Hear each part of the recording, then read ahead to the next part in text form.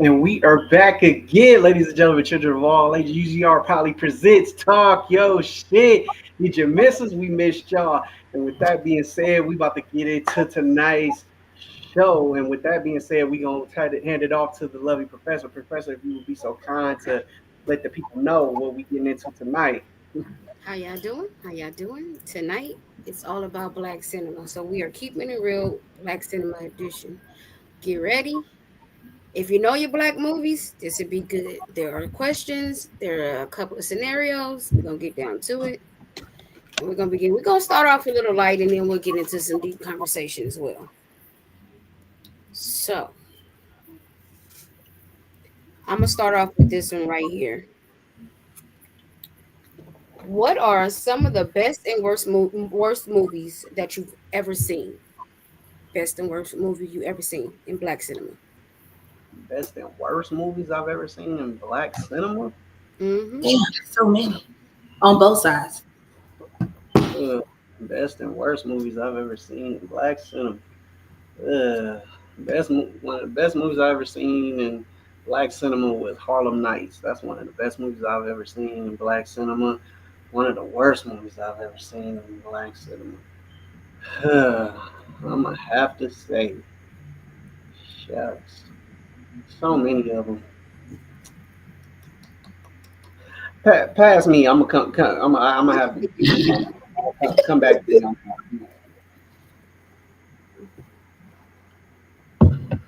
Heather, you said you had so many of them. Okay, let's see. The absolute best movie. Mm-hmm. That is so hard because there's so many good movies. You know what? I'll start with the worst first, since that's actually a little bit easier. Mm-hmm. It's gonna be a tie, and funny enough, both of them are sequels. It would have to be Belly 2 and also How High 2. Yeah. Both of them were terrible as hell. I will give you that. Now for the best, I would have to say that is really hard because there's so many. That's what she But said. if I was to put one at my top list, I'm not gonna lie, I'm gonna actually say The Color Purple. I'm actually gonna say that. The Color Purple is the best movie you've ever seen in black cinema? I have several, but I had to land on one. Like I could not pick. Like it's really, really hard. But okay. Well, I'll bring it back. If that A movie with a whole bunch of trauma is one of the best movies you've ever seen. No, it's not. I mean, as far as you better not tell nobody but God.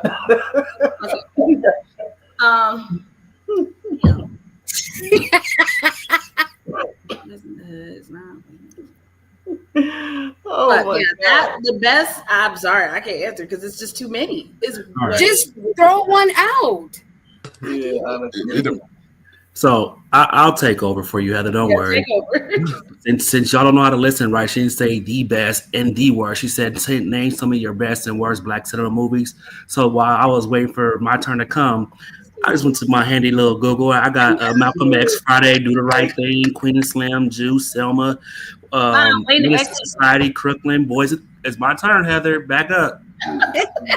Boys in the Hood, The Help, Baby Boy, Set It Off, Coming to America. Should I keep going? I'll keep going. Don't worry. Now go to the worst. Go to the worst. Yeah, no, what's the wait. Before I go to my worst list, let's not forget this movie that's on the best. Okay. Love and Basketball, Brown Sugar, Harlem Nights. You know what? Dead Presidents. It's okay. Waiting to Exhale. Name all of them. Damn, leave some. Well, next time you should listen to the question more thoroughly before you thought you had to give only one answer. She said, name some of your favorites and name some of your best and worst black cinema movies. I don't know why I was thinking just one specifically, but clearly you named majority of the motherfuckers, but it's okay. I mean, you. All right. I didn't have time to Google the worst yet, so I'm gonna since I named all the best, Meech, if you want to name all your worst movies, I pass it over to you, or else I'll try to Google some while you're over there thinking about some. but since she brought out Coming to America 2 was one of the worst movies I've ever seen. How do you say Uh, that? yeah, it was like that The shit was trash. worst. One of the worst. One of them. If we talking about if we just talking about like just the worst, that is one of the worst movies I've ever seen. Let's see. Shit, yeah, I'm gonna let me continue because I gotta go to my handy dandy phone too. So I was trying to go off the top of my head, but evidently my brain ain't working tonight. So Man, I mean, pretty much Double A just pretty much named every movie that was gonna be on my best. So, I'm sorry, so man. I'll go ahead and name a few of my worst. Uh,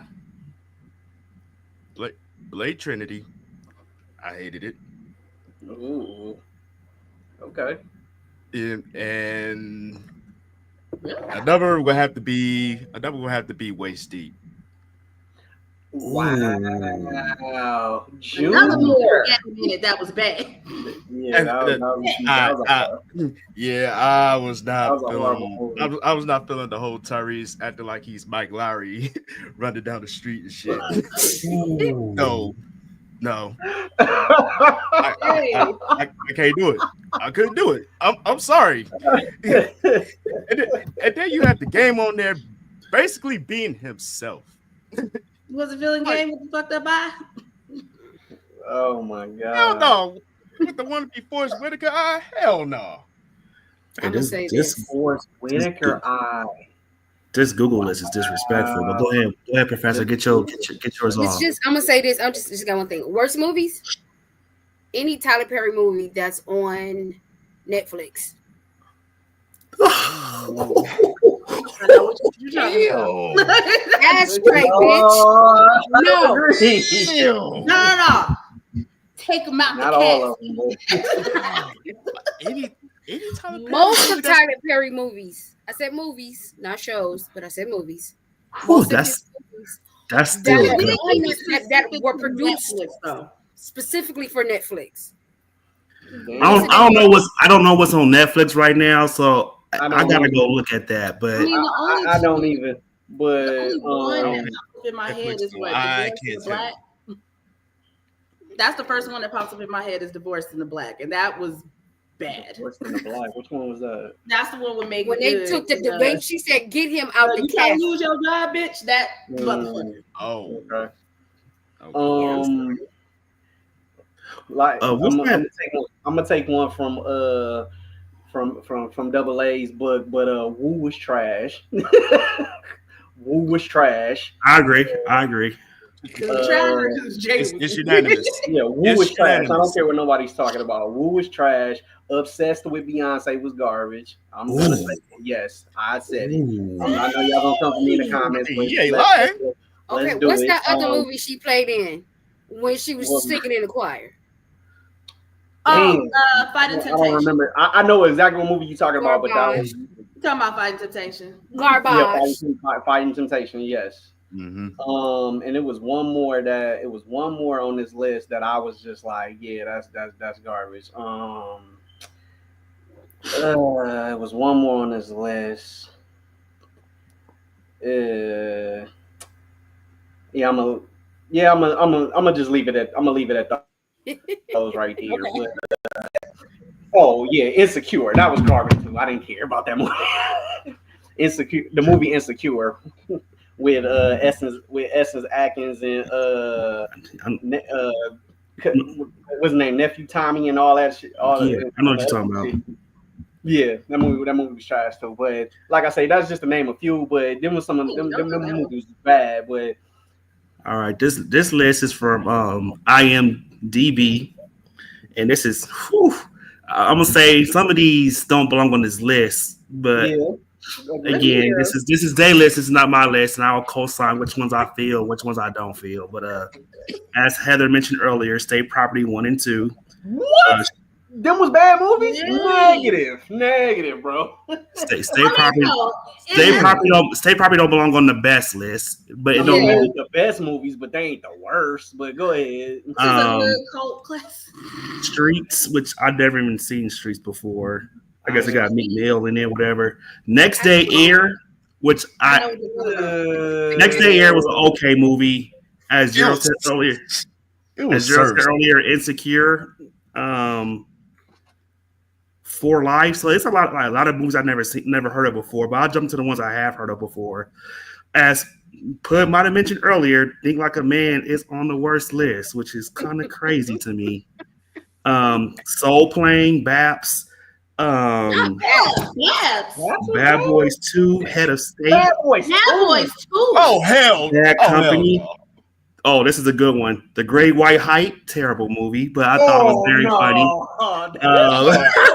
hold on. IMDb is tripping. I ain't saying it was a Samuel L. great- Jackson, The Yeah, Man. I ain't doing that.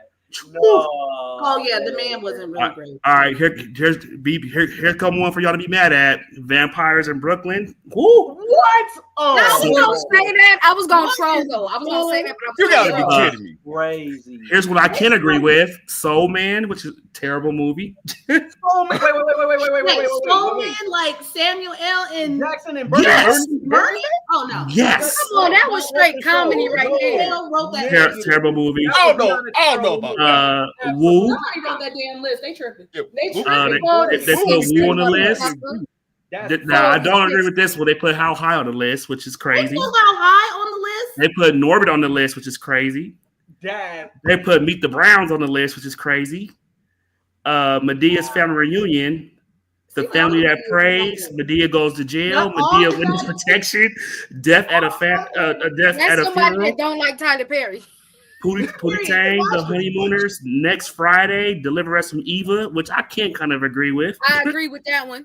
Y'all know how I feel about that movie. Yeah. Johnson's Family Vacation, Ride, Undercover Brother, Obsessed. I can kind of go with that a little bit, but Ooh, they put Belly on the list. Ooh. okay, like, we can talk. We can debate. All right, so that's the end of that list. But yeah, we can. It's I very don't know who debatable. made that list. I don't know It's who made that debatable. list, but they are clearly the movie is fucking insane. debatable.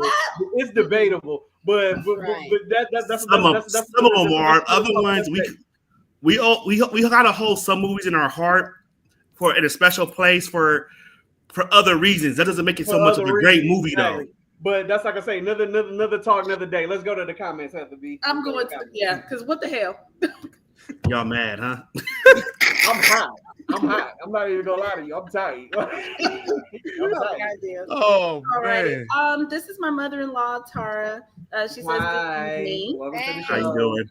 Thank you so much for tuning in, Mom." Zakia, she's in the building. She says, What up, "Hey, Z? talk your shit panel." Brent is also in the building. He says, "What's What up, up, y'all?" Brent? What up? And my mom's answer was the best Woman King, The Woman King. Okay. Okay. And that was a really good movie. Eli is in the building. Welcome back. What up, Eli? What up, E? He said, "Cradle to the Grave is one of the worst movies I've watched, but also my guilty pleasure to watch because of the action sequences." He says, A Rage in Harlem is a hidden gem, one of the best movies I've watched of all time. He says, the worst Aaliyah movie. You need to be more specific. She got two. Talking about Romeo Must Die? No, she probably talking about the Aaliyah movie that was on Lifetime. Oh, okay. Yeah, then you're right about that one. With Alexandria Ship as. Oh shit, we can say the Michael Jackson. Oh yeah, we can throw all the Lifetime specials on right. there. I'm just guessing. We don't mention the Michael Jackson movie. Now, granted, in this I don't one. know. I'm sorry. I could just be That guessing. don't. If it is Lifetime, we throwing all them bitches on there. Yeah, honestly. Not all Lifetimes is horrible though. Let's not do that. Majority is. But 90%. the percentages. Yeah, I mean, 90%. now, granted, they're they batting a good 30%, but at the same time, we're not saying that. But let's go. This response, this response was for the list. He said, "Who made that? Who made this list?" This list was brought to you by IMDb. So I'll drop it in the chat. Y'all can go holler at them, not holler at me. So this is not my list. Hey, Brent, Siskel and Ebert. That's who made it. I don't know how this one escaped us, but Carmen, the hip hop opera, it was absolutely trash. Yeah. Honey. That fucking movie with. Oh my God. 1 and 2. This. Sorry, that damn. All the Honey movies at this point. Yeah, honestly. And then Eli says, "The Last Stand considered a black wait, movie?" we making Honey black cinema?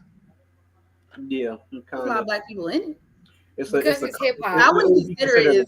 It's considered a cult classic in a sense, but whatever. A cult what? Honey is considered a cult classic in a sense. I would have said, if you say that, then you say The Last Dance. Then unfortunately, it is. But cut down, Gerald. There ain't no cult classic. I'll calm down, but I'm just saying that's a cult 45. It ain't no cult classic. Let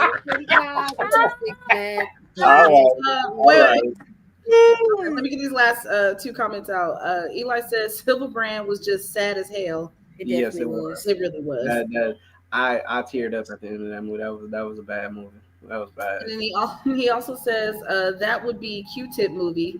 That is don't know how to feel about is hella weird. That movie was sad as hell too. Wait, what Q-Tip movie? Prison Song, I think. Okay, yeah. Prison Song was really. Because I'm about to say he was only in Poetic Justice for like 2.5 seconds. No, Q-Tip got some. He got some hits. He got some movies. He got some roles. He got some joints. Like, don't get it twisted. He got some shit that's just made for TV. But I think it's Prison Song. I could be wrong though. Wait. Next question. You got one more time. Because of how Marcus Houston tried to run away from the body. No. The funniest part on You Got Service when Grandma cussed Marcus Houston out with all 5 of that nigga's names. That was the funniest shit. That was the funniest shit ever. I just seen that part like 2-3 days ago. That shit was funny as hell. But anyway, add the list to the comments just to infuriate people. No, just to let people know that ain't my list. I didn't come up with the movie. We know it ain't your list. I read that offline. So please don't come after me. Come after your mama. Go. Oh, too soon? All right, go ahead. Next question. We just get into the list. Okay. So let's go. In the movie Brown Sugar, Dre's wife felt uneasy about the close bond between Dre and his best friend Sydney. Is it acceptable to maintain extremely close friendships while being in a romantic relationship?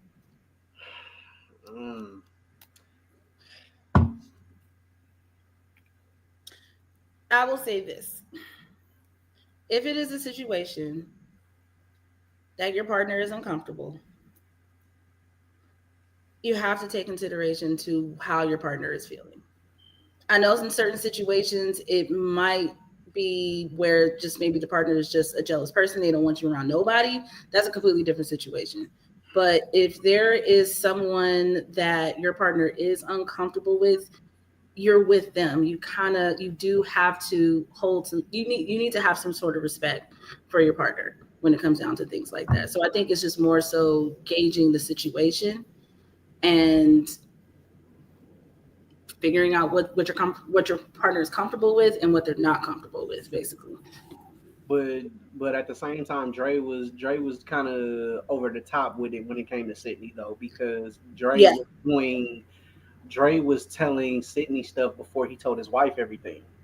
So now that situation is a little bit. I think with that, first of all, if we really want to go into like the whole like thing with the relationship, they had only known each other for what? I think it was like a month or 2. Like it was very short.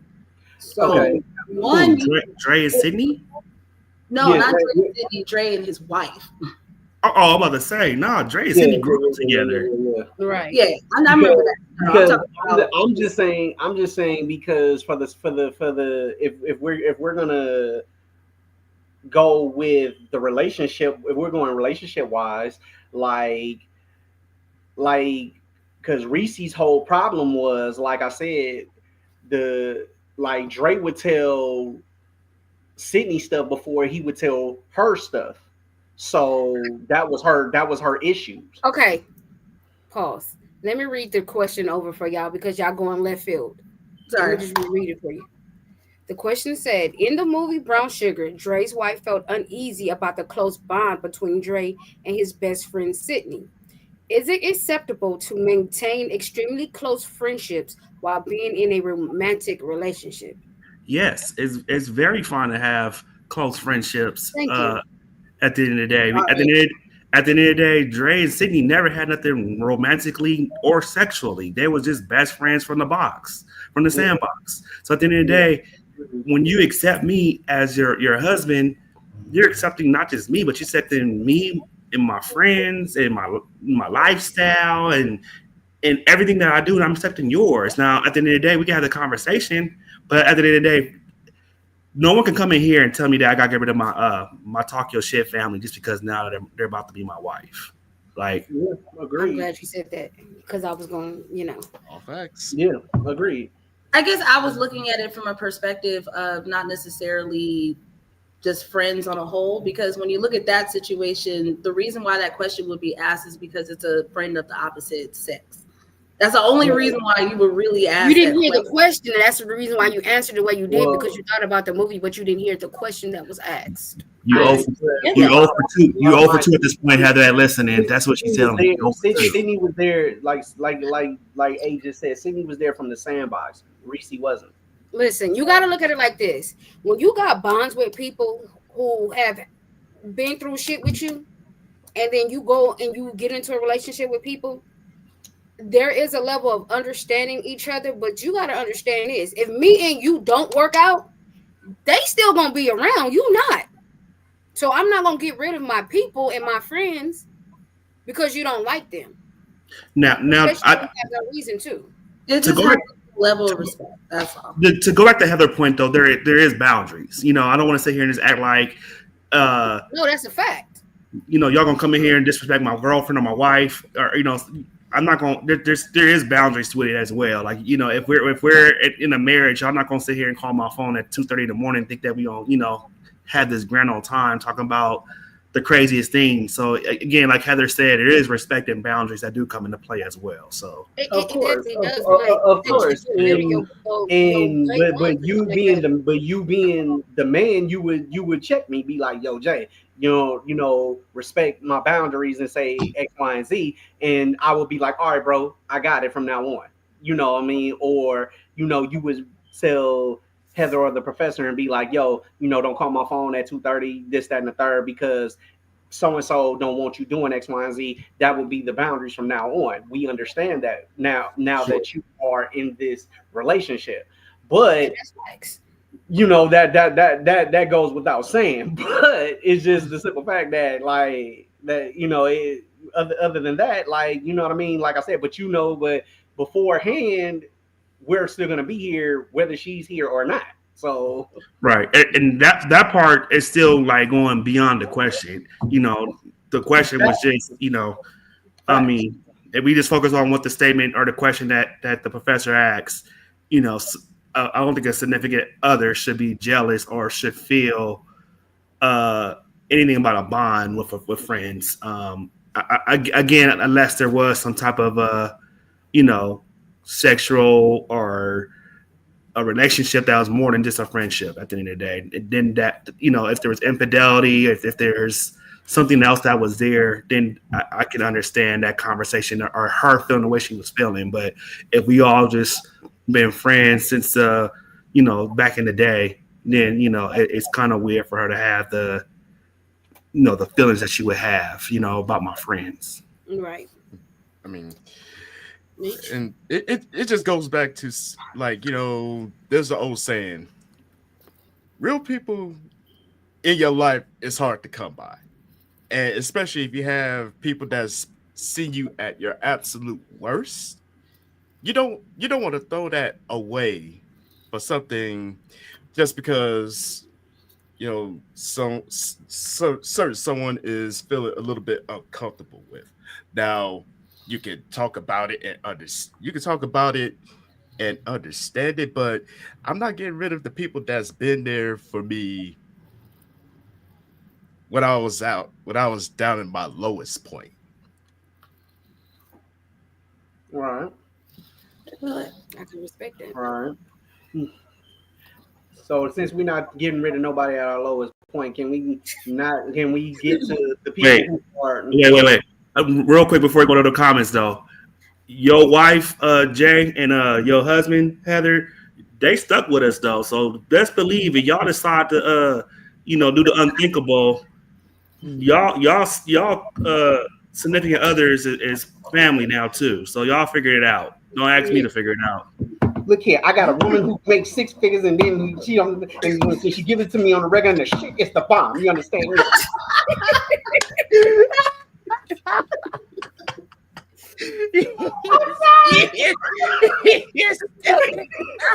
I'm sorry. I'm sorry. Oh no, Lord. Literally about to We end. need that laugh. Cucumber sandwiches. Yeah, we really did. Cut off. Cucumber sandwiches. Who the fuck eats that? But anyway, Carnivores.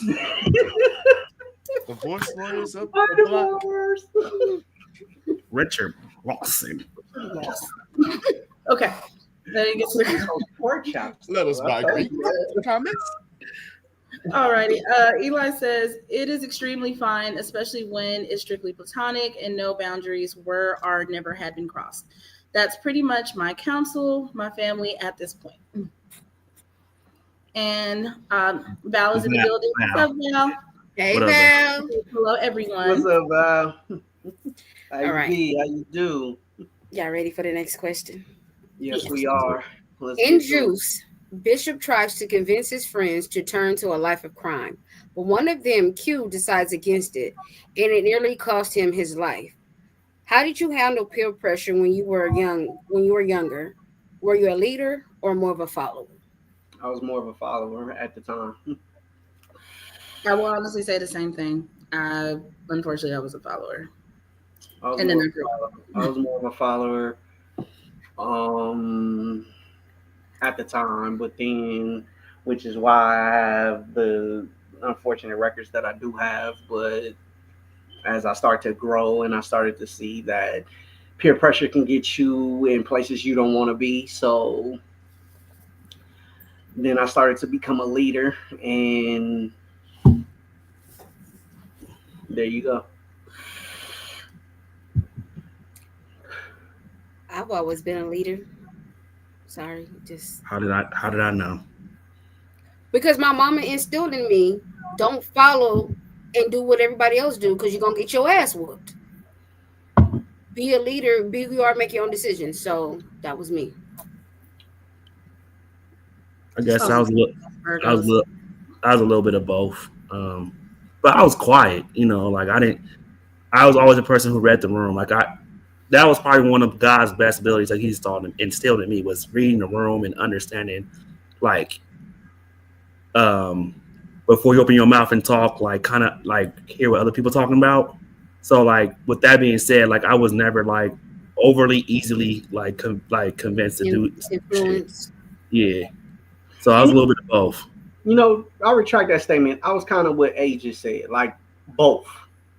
I can be a leader, but at the same time, I did kind of follow in a sense. I still fucked up and did stupid shit, but at the same time, stupid shit. I didn't do like all the dumb shit. Like I was able to read some shit and be like, all right, nah, that's stupid as hell. I'm not drinking that juice. Or right, like I didn't go out and never mind. But I didn't really start like going out and hanging out until like in my 20s.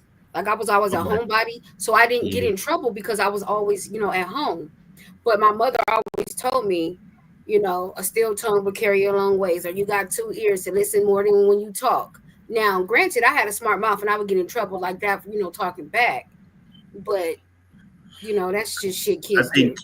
I think anyone who had an early start, kind of like getting their feet out in the streets, or kind of like being adult too soon, was most likely getting into a little bit of trouble they really didn't belong in. So at the end of the day, like by you having a later start, it probably saved you a lot of bad decisions as well. I I Got think in a whole lot of trouble. yeah, like I think being shown a lot of things, like like being shown a lot of things that you weren't supposed to be shown at an early age is kind of the thing. Is kind of reason why I was the reason why I was doing bad things at an early age, like, and being insane shit that I shouldn't have said at an early age or whatever.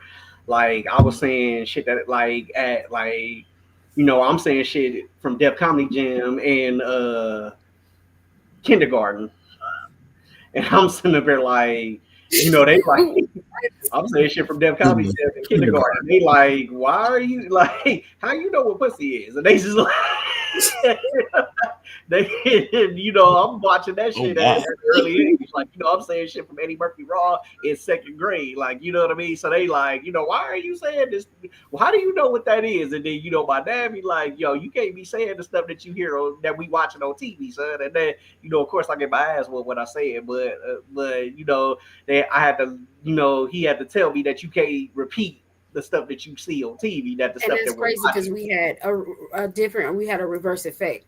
For me, it Mhm. was, I know that I can't do this because of stuff that I seen or what people said. So I know that it ain't for me. I'm not gonna do that. I'm not gonna get in trouble for this. So it's a little bit. It was a little bit different for me. Like, Mhm.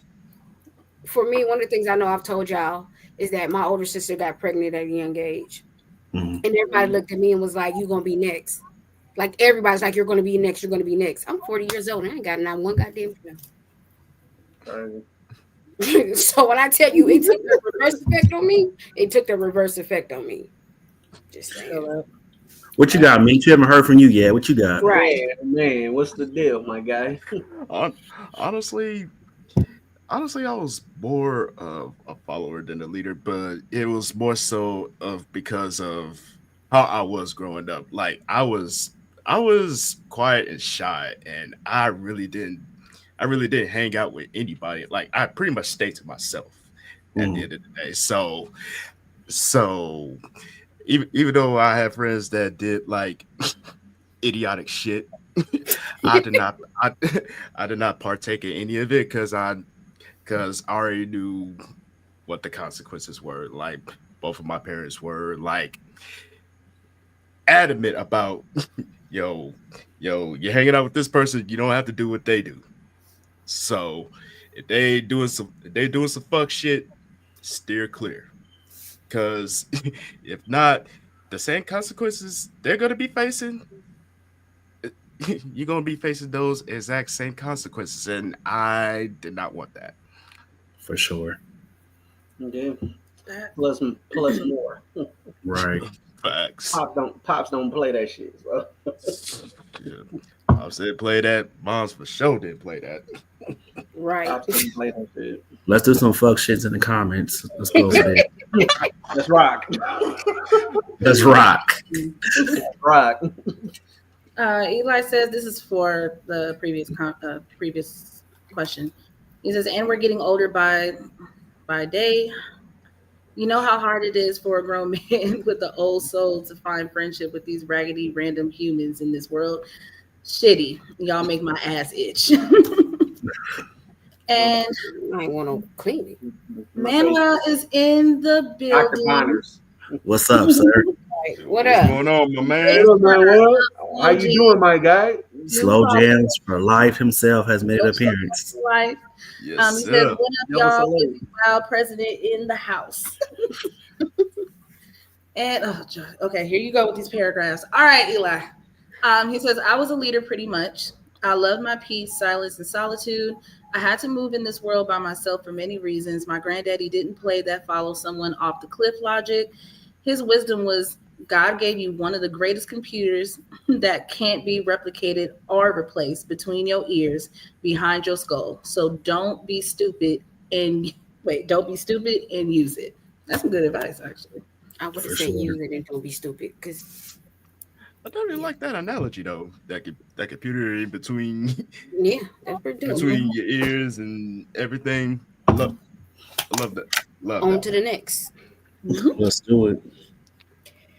In Crooklyn, Woody is a struggling musician with dreams of making it big, but is also a husband to a school teacher and the father of five. Due to his lack of income, the family is in a constant financial trouble.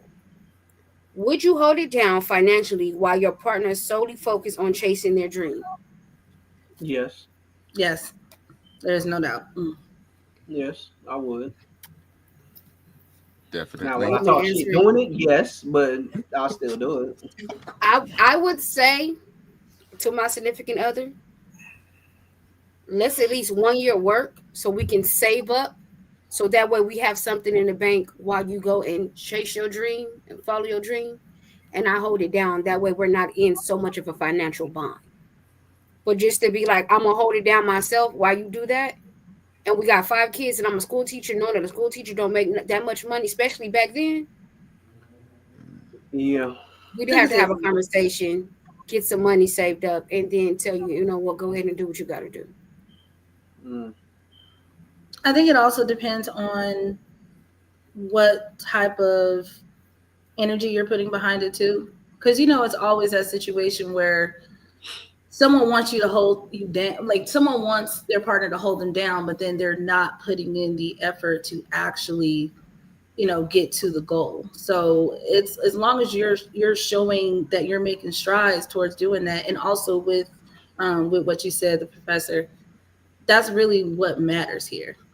Because in that situation, when you think back to the movie, her frustration was because of the fact that she didn't see anything happening. And the only thing that she was seeing was just the stress that was on her, because she got to take care of these 5 kids. Like you said, she's only a school teacher. So it gets to a point where, what's the word I'm looking for? It gets to a point where I don't want to put a time limit on it, but you know how certain people, they can take advantage of that. That's basically what I'm saying. Basically, accountability. Mm-hmm.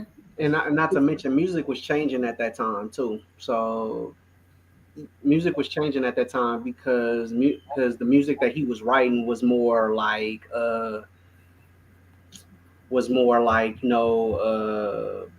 concello type shit, and it was getting it to the point of like Delphonics dramatic type music to Well, where he that thought. wasn't really the case. His thing was he was tired of playing other people's music and he wanted to play his own. That's what it was. Yeah, okay, truth be told, but I mean, I just watched the no, movie no, like no, two no, no, days no, ago. no, no, It's the no. only It's reason why I fine. remember. I can understand that, but he wasn't. He, like I said, There's no borderline. money coming in, and if you're spending money too, and you're not telling me, and I'm thinking this money is here to pay other stuff, now we got checks bouncing. It's definitely accountability. That's why I said at least let's work for a year to get money saved up. That way, when you go out to do you, we still got money coming in, but we still have a nest egg. You get what I'm saying? Mm-hmm. Yeah, some Mm, money set So to I the don't side. mind helping you, but let's help each other first before you just put all the stress onto one person. Do you think the conversation is different from male to female? Because as males, we're naturally always going to be the ones to go out there to provide and protect our families. As females, um, not to say that they don't provide for their families as well, but to you four, do you think the conversation may be different from male to female? It can be hmm. depending on the people, because the roles can be reversed real quick, because you do have men that rely on women to take care of them, just like you have women who Oh, rely on men to absolutely. take I, care I of them. just So it really depends on the individual, in my opinion.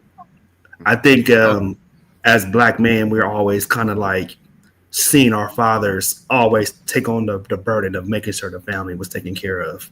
You know, Facts. I That's think true. it's embedded in us that whether and I think I'm gonna go on a limb and say that our moms all worked and everything like that. But I have seen situations where mothers were stay at home moms, or mothers might have had like a side hustle that didn't have like a traditional like 9 to 5 type of job. But at the end of the day, like pops always did what he had to do to make sure you know the bills were paid, the roof was over our heads, Mhm. Christmas and birthdays were, was luxurious, and we don't know how it always happened, but guess what? It got Yeah. done. So, Like you may not have had everything you wanted, exactly. But Or but you you had didn't, a folks always stable household. yeah, you you had a didn't get stable all the investment. J's, or you didn't get all the Yeah, Nikes. yeah, You didn't get the Compton line. you may not have always had J's on your feet, but you've always had a roof over your head. You've always had lights on. You've always had a stable roof over your head. Like you may not have had all your wants, but you've had always had your needs. Needs. Well, The for me, growing necessities up, always came first That's a fact. over everything. You've for had me growing necessities up, as opposed to wants. we So, never wanted for anything because what we wanted, we got. For sure. mhm. And I mean, everything we wanted, we got. But my parents did instill in us that you have to work hard for what you want. Because my Yeah. parents, the type of stuff, oh, I'll buy you whatever you want. But if you don't do what you need to do, I will take it. You will Mhm. not get it back until I feel like you've earned it. Now, I do want to double back too and just say like we all did also have strong women, as mothers as well. So I don't, by my Mhm. previous comment, I don't want to ever discredit the strong black women that we had in our lives, or the strong black women uh, that we had seen as examples come up as adolescents and kids, because they Yeah. did play that part as well. So please understand, like, yeah, pops, he did everything that was supposed to be done, but mom's also played her Yeah, part as yeah, well. definitely played her. Definitely, Yeah. mom's definitely played her part. Um, definitely enforced structure into the household, and definitely made sure that things were done in a more structural way, regardless if she was working or not. Yeah. And But you know, don't get it twisted. Mom's was always working, so yeah, my mom was too. And the thing was, you mom's know, was always working. So yeah. it's definitely you what you said would never take away from a woman, because you do have those single mothers who work hard and have to provide, just like you have those Definitely. single fathers who work hard and have to provide. Like I said, it's all about the individual person. If you can really sit down and have that conversation with them and understand and figure it out, because if you just go into it blind, it may not necessarily work. I'm just That's true. saying, Yeah. it really just depends on the individual. I think much harder in this day than it was back in that day. I mean, Oh yeah, although most although definitely. it's still a struggle in itself, because they face their own challenges during that time. But Yeah. doing it today, I think will be a much more harder struggle than back then. I mean, Oh, yeah, most especially judging from the fact that you had way more kids. You had the Well, just the cost of living is much more higher today than it was back. that Inflation and everything. yeah. Stuff. She went and brought a and the whole bag and the full of necess- candy and chips and for the, 15 cents. I wish you would. You can't even get a bag of chips for that much. Not at all. Chips used to be Yeah. four for $1. basically the necessities of life, they cost too, and Yeah, I mean, gets harder, like I it said, gets harder to like get the necessities, especially the way the economy is today. Shit, maintain $20 for eggs is ridiculous. anyway, And gas prices in the car. right. With that being said, can we get to the comments, please? We just have one that's from Zakia. She says, I would totally support my spouse with stipulations and accountability in place. It also needs to be reciprocated. Talk your shit, see. Ah, Don't look up like that. that I'm thinking about going to, re-record the whole is mine. But anyway, continue. Next question. You get on my nerves. Okay. Which movie is the funniest? A. Coming to America. B. Friday. Or C. Norbit. The funniest they threw Norbit in there. coming to America. Coming to America without a shadow of a doubt. My opinion. My humble opinion. You take a drink on that. Y'all going to figure that out amongst the four of you. Coming to America. What was the middle one? Friday? Uh-huh. and then And Norbit. yeah. See, I hate how they like break it up in decades like that. Yeah, Cause I agree. I agree. But if I had to The pick, I crazy didn't part, even this catch was that. made by a black couple, a black married couple too. Yeah, if I had to pick, it's definitely Coming to America though. But they always funny to me for certain reasons. right. Like for me, it is because Norbert was funny, but for it me, was. it is Norbert was Norbert is fun. No, hilarious. yeah, Norbert's hilarious. Don't get me wrong. I'm never but going to like Norbert. Norbert, don't leave, please. I'm a child. have a little belly. I'm sorry. Ma'am, are you wearing bottoms? Of course, I'm wearing bottom. Huh? See, Show you how bitch boy. No, I remember for a whole 2 years. I remember for a whole 2 years, y'all was talking that "How you doing?" shit, and I was like, "Yeah, Yeah, that lasted yeah, for a yeah." well, if Norbert wasn't here, who else was eating turkey ass? I'm going to come to America. I know we just did this whole reenactment of Norbit, and I was considering Norbit for a small portion Negative. of it, but I'm going to come into I America. literally just Now, replayed Norbert in my head, bro. Like the thing is, not smacking her. Eddie Murphy played too many roles in Coming to America. Be like, all right, it's different to have a whole cast of people to do it. But then I thought about it, like Eddie Murphy played a lot of roles in Norbit too. So at the end of the day, if we don't go that route, Like I said, you got the greatest of all. You got one of the greatest of all time in two of the movies already, Right. and Right. you got him at the prime of his life Sure. in Coming to America. Come on, man. I'm gonna be honest. I'm also gonna go with Coming to America. I love Friday. But I I feel love like Friday too. also for Friday, I'm not like everyone loves Friday, of course, but a lot of those jokes do hit hard because of the fact that it is regional. So with Coming to America, I don't know, those jokes just last longer. Like, come on now, sexual chocolate. but I didn't see Friday as like a What? comedian movie. Like it's just Let The your other soul Friday go. it holds like, huh? What's that? I said the other Fridays kind of got more funnier. It was more. I comedic. agree. I definitely Yeah, agree. like, When they I'm not we saying got Friday more. was not a good movie, but I'm just saying the other ones were No, more it's funny. a good movie, but as the budget grew, the funny and the jokes grew too. So I Like, definitely agree with do that. more, but it's still a staple. It's still a hood classic. It's still no matter what. But definitely gonna rock with Coming to America for sure. That's correct. I'm shocked, man. What Because you there's got, a lot, Nate? a lot of Definitely- Good morning, my neighbors. Like I just You know how many people do that still? Like, good morning, my neighbors. Like, And they still living? hey, fuck Damn. you. Come on, man. Like, Remind me not to live where you live, Abby, if they still doing it. I wish a nigga would. hey, Like, shut hey, the look, hey, wait, I did that to a Trump. I did that to a person with a Trump flag in his yard.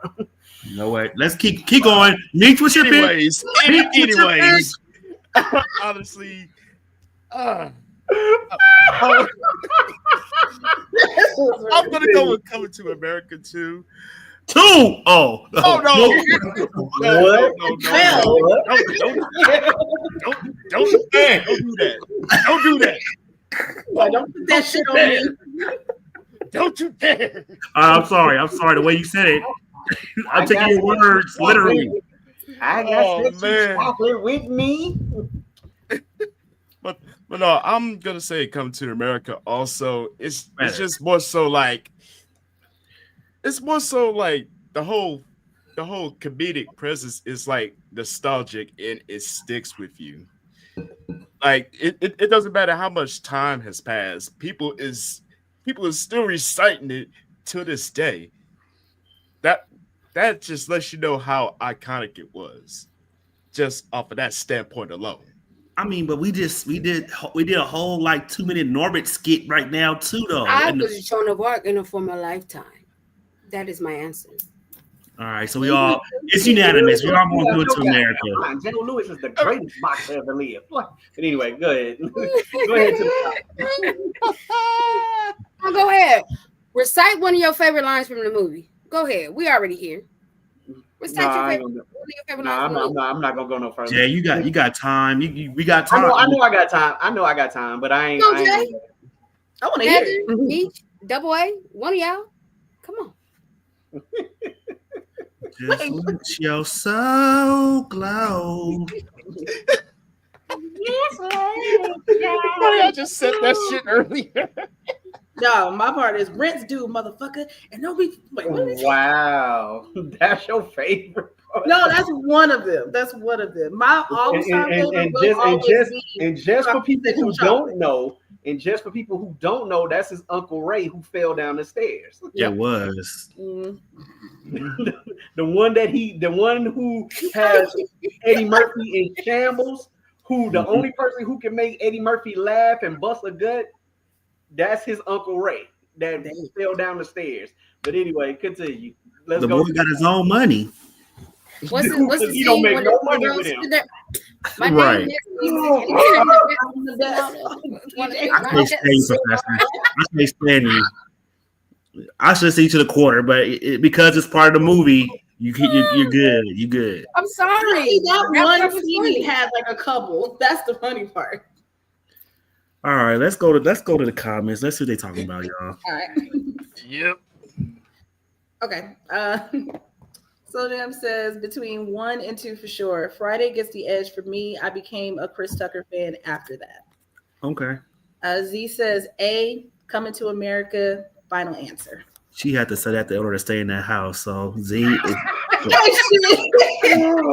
if you need help, Damn. weak in the comments. If you need help, please. No, I'm gonna do my Eddie Murphy laugh. Oh my God.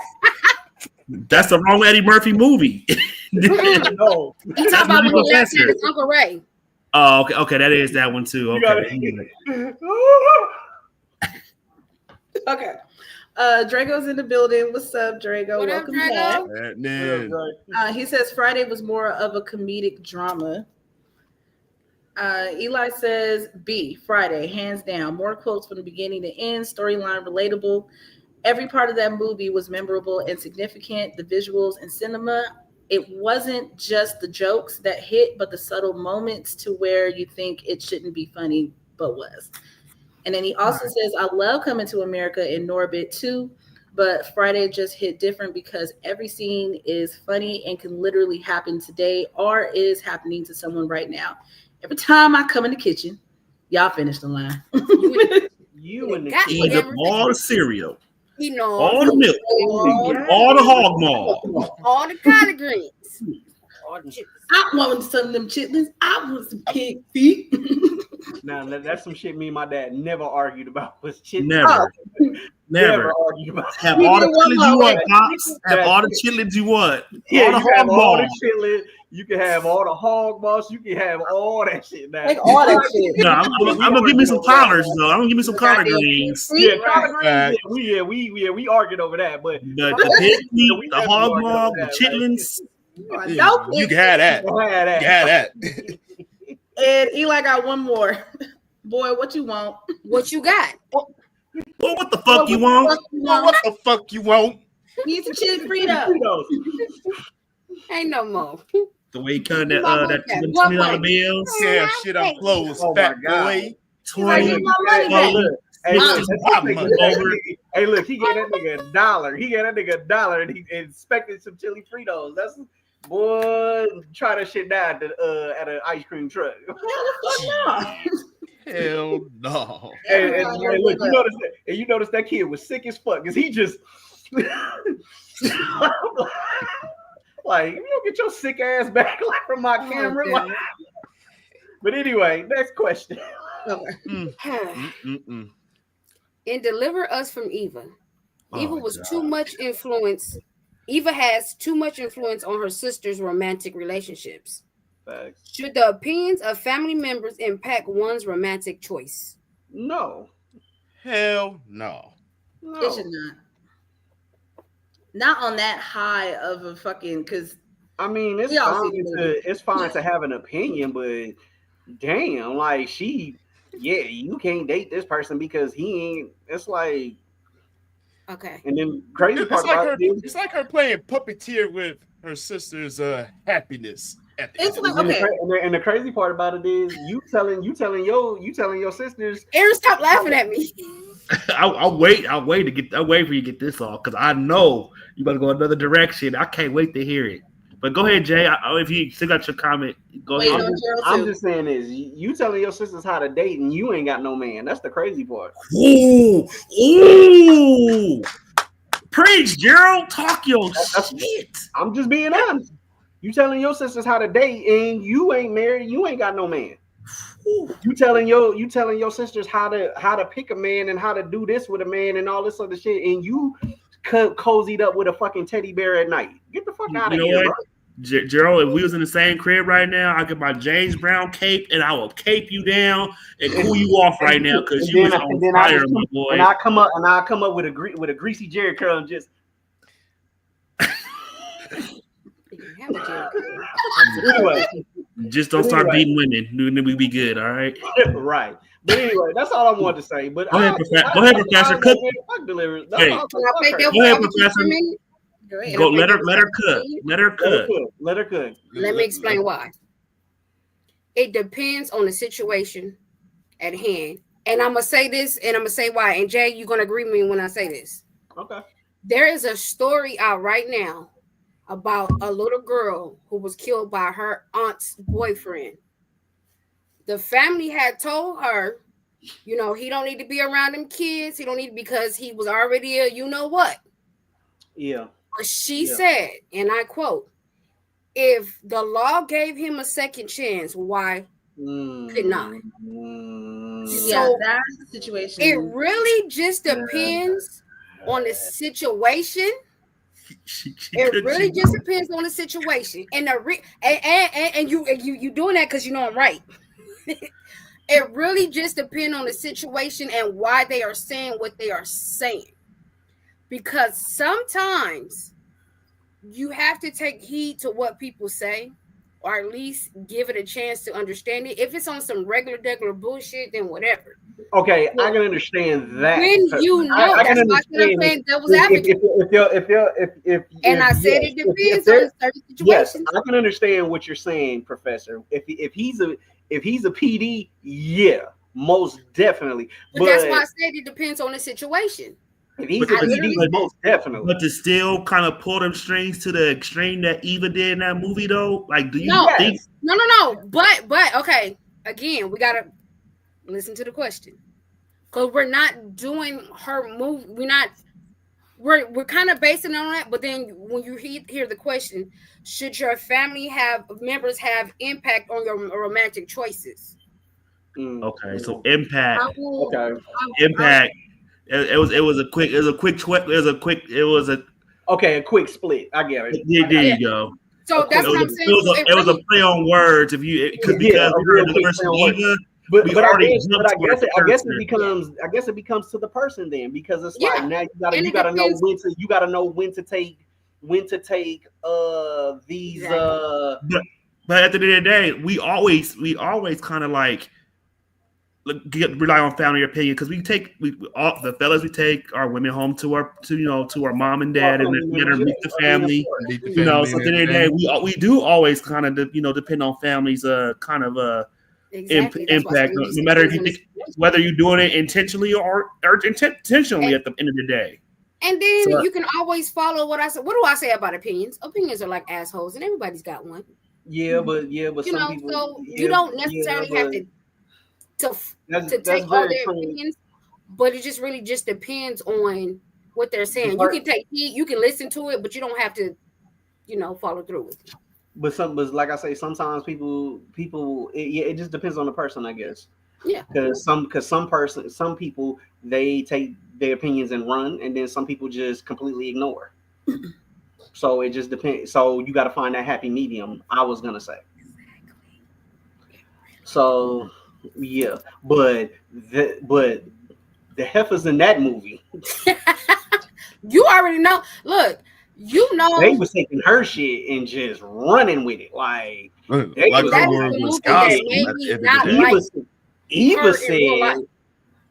Eva said if you don't do this, you don't love me. And Eva said that, and it just got to a point. And then, like I said, as soon as she found LL bald head ass, they shit. They done She was turned, acting right. they done turned you Maybe to a not damn like orange. Gabrielle What Union. they say, they turned you to a damn orange. Like, so. And the fact they did my boy LL wrong in that movie too, tied him up, had him, boy. They done turned you to a damn orange. They done gave you that theme song. They done turned you to a damn orange, bro. Like, I didn't play it off Hey, all of how the hell you beating Jamie Foxx ass in Any Given Sunday, but he can't beat them three niggas? Never mind. Sorry, y'all. Shots fired. Well, shit, you see, he couldn't beat him in that foot race, so Never mind. I don't give a fuck what you talking about. He did not beat Jamie in that foot race, and that was a real foot race, mind you. That 220 pounds kind of slowed him down a little bit. And muscle sometimes. Yeah, exactly. It don't always pay out. Another day conversation. Let's go I to know the I can't comments. stand that woman. I can't stand. But I'm sorry because everybody. I don't think everybody answered the question. Heather, did you want to add to this? The only thing that I was really going to say, I was going to agree with Put in regards to depending on the situation, because just not necessarily based on a personal experience, but things that I've seen with others, like it can go as far as the parent of someone having too much to say about the relationship, and the relationship could be fine. Yet because that parent carries so much energy and so much power over their child that they will completely ruin that fucking relationship. So it really depends on what type of intent do you have that you're speaking in regards to that person's partner. Like, is it because you are protecting them because something is truly wrong, or is it because of other reasons that may be of ill intent? So it just depends on the situation.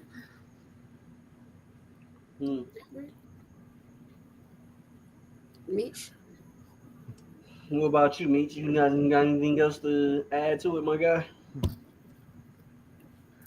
Not really much. I mean, everything's just been said in a nutshell. But I will say, I mean, you do definitely take like family word to heart. I mean, because it's like, you love and respect your family, and you definitely want to take their wisdom and take what they're saying to you to heart. So if they're saying what they're saying to it, in a sense, protect you at the end of the day, then it's understandable. And I'll just leave it at that. Right on. Heather B, can you please go to the comments? Let's rock. Please. Z says it depends on the opinion and if I agree with it. Eli had two comments actually. He said the first one is I agree with Professor. It depends, but in addition to, as an individual, you have to consider the source. And he also says that movie also didn't stick the landing at the end either. They let LL pull up at the end in the middle of New York on a white horse to get his woman back, and we supposed to believe that? Lord have mercy. And he says that movie went from a solid 7 to a horrible 4 because of that ending. Well, I mean, it's no better than waist deep than fucking Tyrese walking up with a white horse in his hand on the beach. You know what? Continue with the We're not gonna talk about that. continue. Hey, no, if you want me to set it off right now, I can set it off. Because it ain't no different than Stoney seeing old boy on the bus, and old boy didn't stop the bus from going to Mexico either. All right, let's go. All right, y'all ain't ready for this conversation. Y'all ain't ready. Another conversation, another time. No, damn well. If you just rock the day, ain't no look. She was in the bind. She was getting humped on with road. Never mind. I'm done. Nate was gone already. Nate got his check. Nate got his check and went home. She humped on Nate from the day all the way to the next morning, or he humped on her. And he got his check, and that was it. We didn't see Nate no more of that movie. Look, Right. you get the check when I'm finished. Gave that girl $2,300 for some. Oh my god. Anyway, continue. What's a beloved black film that you just don't understand what all the hype is about? A beloved black film that I don't understand the hype is about. Beloved. Who said that? I'm trolling. Shit. I don't understand the hype is about. Okay. We already know, Heather. Go ahead and say it, because I know. Y'all guys can say it for me. Y'all know that. Love and basketball. And I'm gonna say mine too. Go ahead and say First is Love and Basketball. It's Love and Basketball. It's always gonna be Love and Basketball. I mean, and I'm gonna say that's mine. no secret. And I'm gonna say mine. Shot us. I don't understand the hype behind that movie. Shot us. I don't feel like you hit me with that. Fucking shot us. Like, really, dude? Like, matter of fact, since I can go a couple more, but I'm gonna let y'all have it. Go throw another one. While you Go here, go say the counter. Say you might as well load the clip at this point, man. Jason's lyric. Huh? Jason's You said Jason's lyric? Yes. I mean, I was trying to tell you, throw Belly in there too. At the end of the day, no, I ain't gonna say Belly. I mean, I can understand. You're not gonna throw Belly in there, but you gonna throw that's just great shooting at the end of the day. Like, that's great cinematography at the end of the day. But a storyline that made no sense is great. It ain't a great story. It ain't a great story. It's great cinematography at the end of the day. It looked good. It looked good on camera. Somebody beat Drago's ass because what he just wrote in the comments. Hell no. Please tell me he's trolling right now. Please tell me he's trolling. You better be trolling. I can't wait to see what he said though. Like I said, Jason's lyric, that is a terrible. Everybody like, oh, that's a wonderful love story. It is. Jason's lyric is a wonderful love story. We serious? All right, that's cool. I don't know about that one. You ever had sex in a field full of flowers? Man, you know goddamn well they asses was itching like a son, and he, Leave it alone, man. Leave it alone. I ain't got one, honestly, y'all. That's crazy. Really? Not on the top of my head, I don't have one. Damn. I'm gonna be quiet. I can't wait to get to these comments because nigga. and then, matter of fact. Yeah, they I don't know about some of these movies they picking right now. I see what he's talking about. Okay. Let me see. I want to say, hold up. I'm gonna go to the Rolodex. Not the Rolodex. I'm gonna go to the Rolodex. The freaking Rolodex. I can't. Yes, sir. The most overrated movie. That is not the question, ma'am. I'm sorry. The most hyped up movie that was hyped up. I'm sorry. What is a beloved black film that you just don't understand what all the hype is about?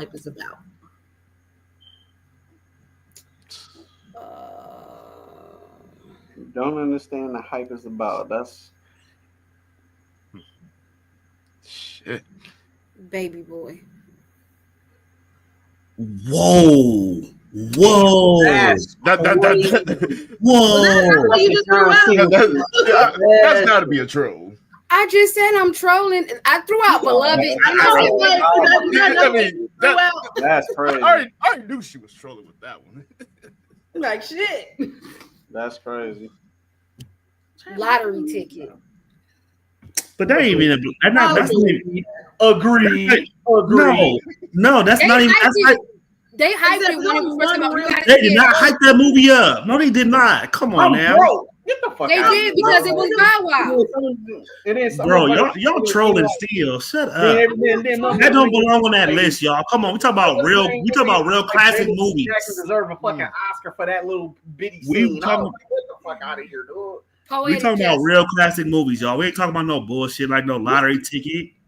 Stop trolling, but you'll have to fuck around and say poetic justice. Stop trolling. Okay. I ain't got a movie.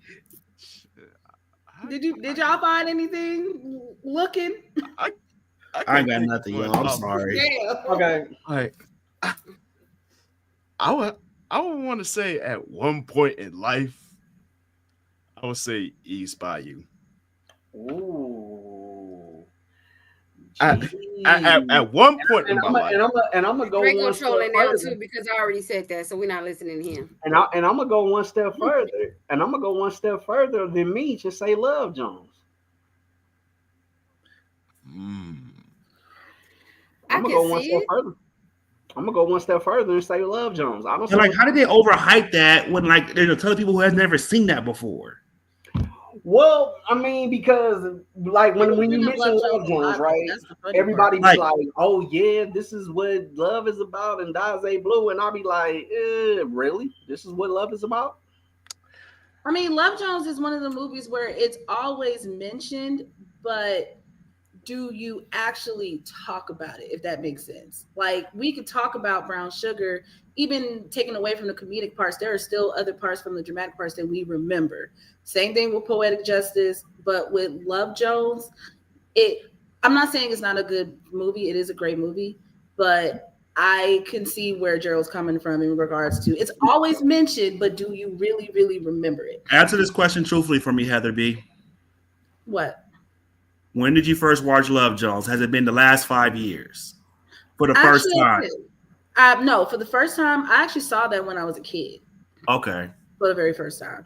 All right. But it was never a movie that I returned to like repeatedly. But it was always mentioned all the time when people talk about Black movies. It always comes up. And let me ask you this, Double A. When's the last time you watched Love Jones?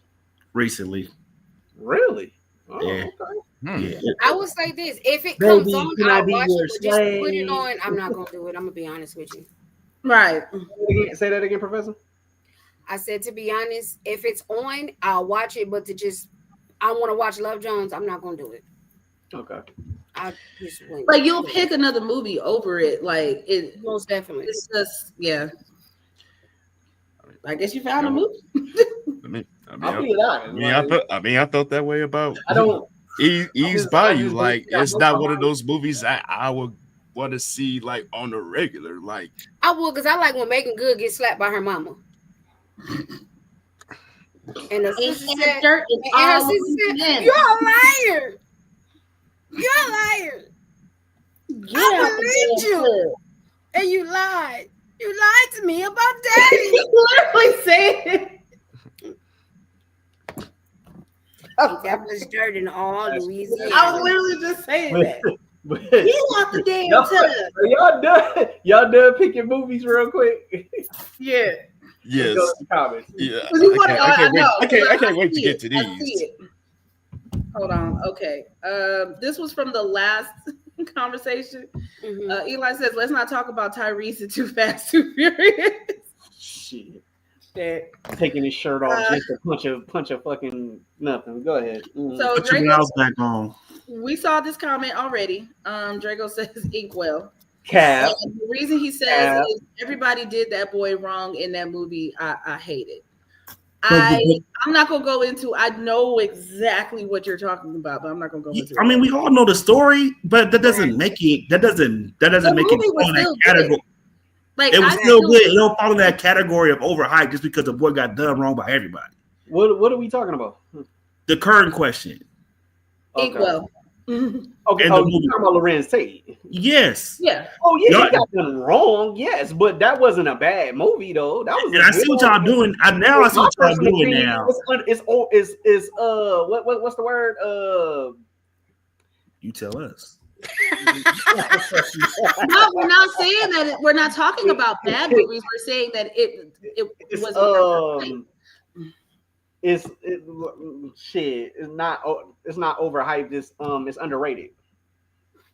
I agree with that. Like a lot of people It is underrated. don't know about. A lot of people don't know about the Ink. Y'all just want to be able to red state tonight. I see what y'all doing. So y'all might as well Not do in the really. other. Y'all really. should have thrown the other one. I ain't talking about the ghetto one. I'm talking about the one. What's the girl trip to New Orleans when you was walking? Girls trip. Girls Y'all should do in girls trips. It's gonna be able to red state tonight. Like I see what y'all doing though. Y'all gonna say the Inkwell. Y'all gonna say Love Jones. That fucking movie. But anyway, I thought that movie was overhyped. But go ahead. I agree. That's my answer. Girls trip. I agree. It's unanimous. Continue. Also, you know I'm a Mariah Carey fan. I'll say Glitter was overhyped too. Glitter was terrible. Absolutely. I'm sorry, Heaven. Go ahead. I'm sorry. It's true though. Okay. Poetics in the building. What's up? What up, Poet? What's happening, man? Back. He said Queen and Slim. Cap. That's cap. Ouch. Draco said Poetic Justice. What? Super cap. Right. What? Let me get through the comments because it's a couple. Okay. Oh my god. He did not just see that. Hey, low key, the Temptations after finding out how petty Otis really is, he real life dirty for making that movie how he made it. Oh, okay. No, that's Draco no. says, Yeah, but Draco, y'all misunderstanding the question. So y'all answering this question wrong in the comments. Not y'all talking about in the comments. Because y'all answered the question wrong in the comments. But continue. Okay. Drago says the movie, this is about Poetic Justice. This movie was an hour of Janet Jackson just being depressed and an asshole. Bullshit. Straight bullshit. I'm sorry. I do not agree with you. No. Okay. And Drago's a fool. Okay, Poetic says, he said the preacher's wife. What? Hey, I don't even like that movie, but whatever. He also said Pootie Tang. Who hyped up Pootie Tang? Okay. Now I watched that for shit and kicks, but at the same time, it was funny, but I don't know who hyped that one up. I'm putting Pootie Tang and Love Jones in the same category. Like, if it's on, I might watch it, but I'm not going to my TV looking for Pootie Tang. It's not on the browser. I'm sorry. So if we want to go that route, then we can say that. I'm not going on video on demand looking for Pootie Tang. Like, not at all. Hell no. Chris is in the building. What up, Chris? He's laughing. Draco says, I'm gonna keep it 100. I did not like you. Go to the corner. Wow. How you go like you are going to the corner. At this point, no. Draco, you gotta have you're not getting sent to the corner. You get Jazzy Jeff into the corner. I'm sorry. Because you are fucking insane. What's next? Eli says Purple Rain was a long ass. All right, you know what, y'all gotta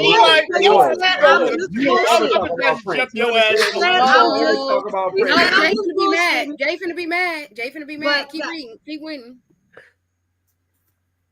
Eli, nigga. Okay, sorry, that slipped out real hard. CB4 is wild ass cringy movie. when watching those scenes with Alan Payne talking on the phone at big ass pancake. You know what? I agree. CB4 was trash. Get CB4 out of here. Get CB4 the fuck out of here. Overhyped like a motherfucker. I'm with you on that one, Eli. All the other ones here, bro. Like, no, CB4, bro. We're not gonna do that. We're not gonna do that. If we gonna put Shadas in there, you gotta put CB4 in there, Gerald. Don't lie to yourself. How is CB4? You don't like wacky CB4 trash? How is CB4 trash? I take it back. It's not trash. I take it back. It's not trash, but it belongs in the same category to Shadas and Belly as well. But y'all answered it as if the movie was trash. If you're missing the point in regards. I know we missing the point. I know we're missing the point when it comes to the question. But since we here and he said CB4, if we're gonna be real with ourselves, we gotta put CB4 in the same category as Shadas and Belly. They wasn't the greatest. They don't belong in this great category that we so far hold them in. Since we here, I know that's not the question. I'm just saying CB4 was a parody movie. It was a joke. When's the last time you watched CB4? I couldn't even tell you. Exactly. I couldn't even tell Me you. either. But I couldn't even tell I you. watched it 3 months ago, but What? Only you, Heather. Only you, because you've been trying to catch up on your black movies because we took your Right, black. like because first of all, we've been on your head about that. But I've seen anyway, CB4 as a kid. So, all right, time out. What What did you One watch? of my favorite funny movies. When did you watch? When did you watch Life for the first time? Ride? Life. Like, Life. Why you Life. bringing up old shit, nigga? Like, Oh, okay, never mind. 2 months? I'm sorry. You gotta bring that one up. I'm sorry. Regardless of the fact, You gonna bring up the one? so we can get on to the The next one, one. Heather. The one. Get on to the next. Get on to the rest of the comments so we can continue. Okay. We bring got it back. two more. Bring it back. Bring it Kristen back. says the Book of Clarence. I can't watch it again. I don't know. Wow. I know what movie she's talking about. It's basically I the don't think I've movie seen with that one. Lakeith. I'm sorry. I know what movie she's talking about. Yeah, the one he was Jesus. That one. Yeah. All right, I'm gonna look that up. I'll get back to y'all on that one. And Eli said, "I'm just fooling." He also says, "I'm kidding. Take shoes off. White Man Can't Jump is The prequel of Above the Rim. Above the Rim. Huh. No, it's not. Get the fuck out of here. Y'all went all over the place. Hey, look, you bullshit. Y'all went so far away from the question.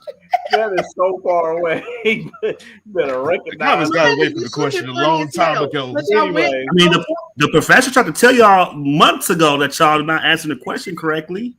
Right. But anyway. I mean, thank you Next for question, providing Professor. leadership. Next question. Eli's on a whole nother tangent. But next question. Which movie had the best music moment? A, the Belly intro, Back to Life, however do you want it, however do you want me, a cappella. B, the final scene of The Bodyguard, I Will Always Love You. Or C, Monica and Quincy's first time in Love and Basketball, This Woman's Work. Oh, We know what Heather not choosing. damn. That's actually kind of difficult. Yeah, Man, come on now. Come on. But however, it is A though. Like, It's Belly I'm for definitely sure. real with A. It's definitely Belly though. Like, Come on now. We hate the movie, but we love it for these reasons alone. That That's intro. just like I mean, it's That's definitely like- Greatest but at the intro same time, in a movie ever. I'm not gonna shit on Monica and Quincy's first time with you see me cry. Hey, come on, man. Like, You almost hit that. I see you, boy. You almost hit that note. I can hit the note if I need to. But, Okay, then hit the note. no, I'm not gonna do it. Like, All right, then. We're not gonna do it then. Make up your mind. Do it. Do it. I bet you won't. Do it. Do it. Come on. Nah, I ain't gonna do it. All of a sudden. But yeah, bro. Yeah, but shit, that was a beautiful scene though. Like, Not the Heather, it ain't. oh, it's definitely not. She probably fast forward through that scene. That's worth it. She She probably fast forward through the whole movie. She probably I fast literally forward just said that. She probably She watched that movie on 2 at a time speed. Yeah, she probably fast forward that shit. Heather's straight only to seen the top. movie once. Wait, I've okay. actually seen the movie a couple Twice. of times. No, I've seen it more The than first that. time you watched it, did you watch it on the That's how I bootleg? came to that conclusion of not giving a damn. I'm like, nope, can't do The this first anymore. time you watched it, did you watch it on a bootleg video? Did you buy it from the guy that worked inside of Yee's Chinese food on Slauson over in La Brea? No, nigga, it was a You rental. just be fired too. I ain't gonna even. Yee's was fire, but okay. You can't sleep on. I'm just making sure you didn't have a bad copy that you thought it was a Ninja Turtles, but then like grandma watching House Party. But never mind. For those who know, but That's no Ninja Turtles. That's ass. That's ass. I used to get my DVD from the DVD man over there by the Jordan Downs in front of the chicken. Nah, motherfucking fucking bootleg man that was on Adams and Crenshaw at the gas station. We get away from this question too. We getting away from this question quick. But Meech, what's your favorite intro? A, B, or C? Music moment. Your favorite music moment. I'm sorry, music moment. Favorite music moment. You got I gotta go away. I gotta go with A with this one. So it's nothing Y'all like fucking each the. other. You couldn't even get his shit out. Gerald still laughing. That's ass. Professor, which one is yours? A. All right. Definitely I don't remember B. What was B again? B was the final scene of The Bodyguard. I Will Always Love You. Okay, yeah, I'm not thinking about Whitney right now. She can. I'm gonna be honest with you. I'm not even a fan of that movie. I'm just gonna be honest. Why? Because it's interracial love. No. All right, I was just being funny, but we can go to the I comments. got no problem with who they want to sleep with. If you want you some white meat or some dark meat, that is on you. Listen, the chicken has both. You want dark meat or you want white meat? Gerald, that's ass. Hello. Y'all get on my nerves. All right, let's go to the comments. Okay. Okay, so Zakiya said A. Kristen said, why isn't eye to eye from a Goofy movie an option? That's because Goofy was black. Because Goofy was black. That should have. But wait. The dog got to be black, huh? The dogs. Never mind. They was black. They had rhythm and everything. They was black. Who had rhythm? Goofy's son had rhythm. Although Max had rhythm. Max wasn't really Goofy's son. If y'all really, that's another conversation. We talk about that afterwards. Max is really the shit. son. Really, I never knew that. Drago said right. I'm assuming this is in regards to what Kristen said. Eli says, talk about overrated. Let's talk about option B, music scene. It doesn't deserve to be in the same category as these other two scenes. Whitney in that scene can smoke light rocks. I'm not playing with you. The woman and who you died. can't even put respectfully on there after saying some shit like that, Eli. God damn, Eli. She potentially died from rocks. And you gonna tell her she can smoke? Stop laughing. He cold, bro. He cold. That's cold. Like on this face. There's a special place in hell for people like you. Wait, actually, okay. Wow. And there might be rocks there when you get there. You was holding your face for so long, I thought you was frozen. Nah, okay, I'm just thinking about Lucy right now. That was the funniest shit. Because Lucy was in heaven for that whole little 30 minutes that she was watching that shit. And love it. She was watching whatever little adult movie she was watching. It was loving every moment of it. It was supposed to be Ninja Turtles. The tape got switched, y'all. Remember? Every time somebody came in the room, she cut it off. Like, oh God, that's something we would do at our young age. Why the hell she cut it off for? She cut it off. They go back outside, cut it right back off, and went right back to eating my food and watching that ass. Oh, we got one more.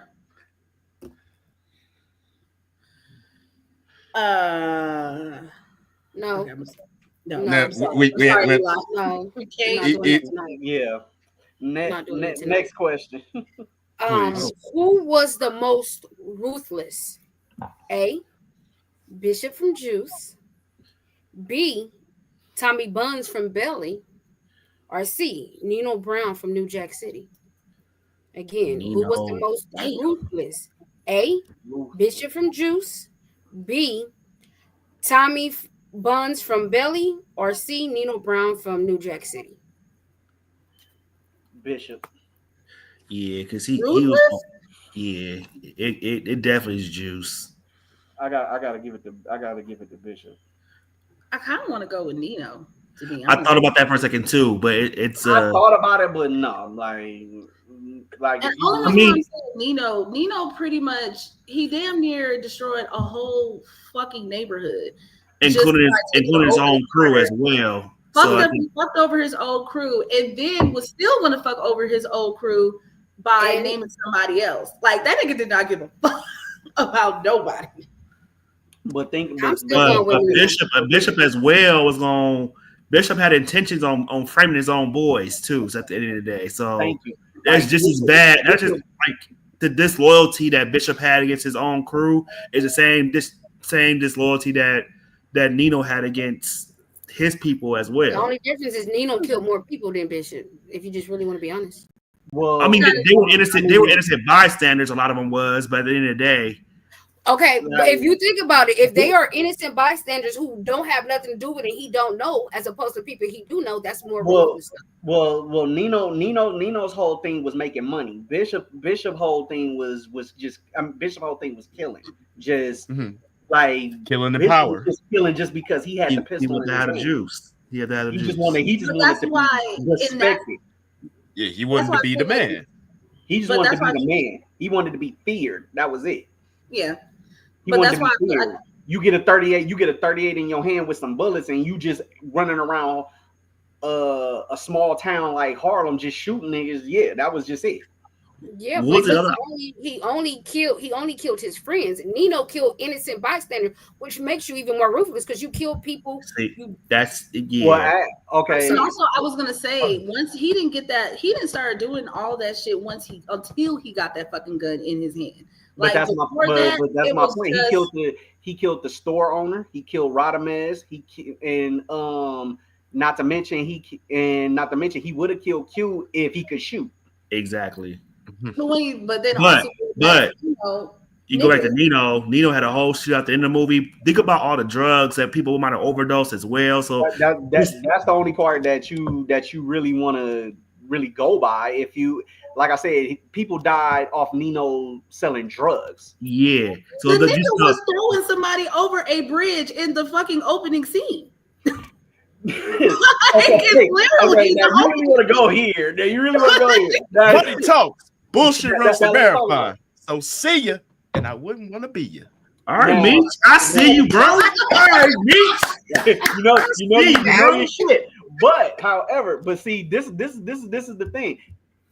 The dude owed him money. That's the whole point. Reason why he died. Dude owed him money, and he owed him product. It don't matter the reason. It said who was more ruthless.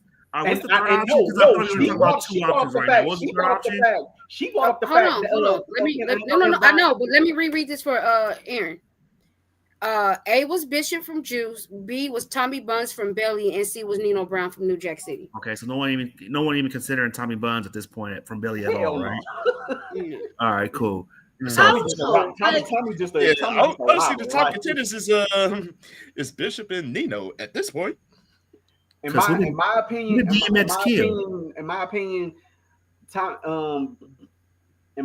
Bishop is just it's Bishop in my opinion. I'm not even gonna say I'm going Nino Brown. I'm sticking with Nino. Yeah, I gotta go with Nino on this one. Because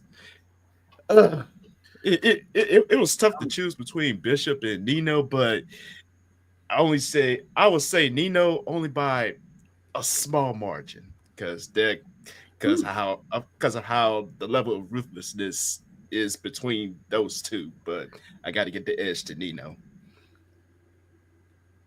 Let's go to these comments because they off the wall. I don't know. I can see. Okay.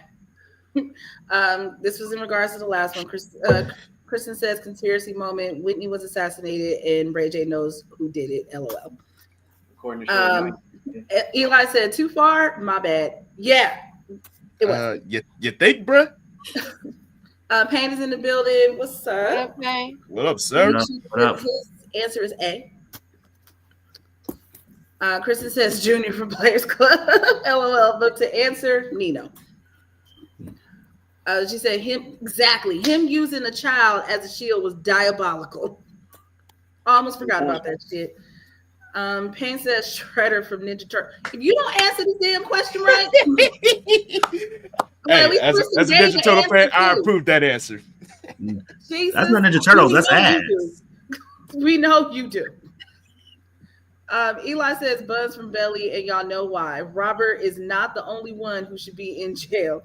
That shit is wild going back to watch and realizing what happened. He also said Mickey Mouse is about to be the biggest villain of all of them. What the fuck? You're right, though. But damn. Zakia said Michael Ealy for Color Girls. We about to turn the comments off because y'all tripping. Y'all bugging. Y'all are going, okay. He said Eli says Jada Pinkett and Jason's lyric and in a different world for letting Buddy get his ass whooped by Tupac like that. Did he break dance with his chalk out right? He get on my nerves. Y'all is terrible. Yeah, Well, you're like you need help, bro. Y'all You having too need. much fun. But I agree. I'm I'm glad sorry. y'all. I I'm gotta glad agree y'all with having the kid though. fun. I gotta agree with the kid. But y'all all say Nino. Yeah. Yeah. Yeah. Y'all say Nino. I'm the only one who say E Bishop. All right, next question. Who was the one? Eddie Kane Jr. or David Ruffin? Who was the Who one? was the one? Who was the one? And yes, they played by the same person, Eddie Kane Jr. or David Ruffin. They're not played by the same person, but I mean, It's the same movie, is what you're saying. yeah. it's not But who was the the one? same. I don't know how to. I don't know. Wait, Like, who's the man, or like? It just says who's the one, so I'm assuming it's who's the man. Because remember, just I don't know. I don't get the question. It just said who's the one. I guess who was the man? We're gonna say that. Who was the man? Eddie King. that's what I'm Jr. thinking. Yeah, I guess we can take it as who was that guy. I'm assuming that's what it is. Well, shit, if we gonna go with who's the guy, shit, it was David Ruffin. David Ruffin for sure. David Ruffin for sure. And why? Okay, I was like, wait, Eddie Kane, fucking 5 heartbeats. I'm still gonna go with David Ruffin. And why? Oh well, shit. You see the way David walked on fucking stage in the middle of their performance. They coming to see me. No, All them- David paid his manager to point the spotlight at him while they was in the middle of the performance, and then the nigga just came in and said, it came in and took the mic and said, "I'm David Ruffin, and these are the Temptations." I said, "Goddamn, nigga, I think David Ruffin I'm was more sorry. talented than Eddie Kane though too. Like, don't get me wrong, Eddie Kane had his moments where I was like, all right, you the man. But I think when David Ruffin kind of stepped in, he let it be known like I can do this too at a crucial point.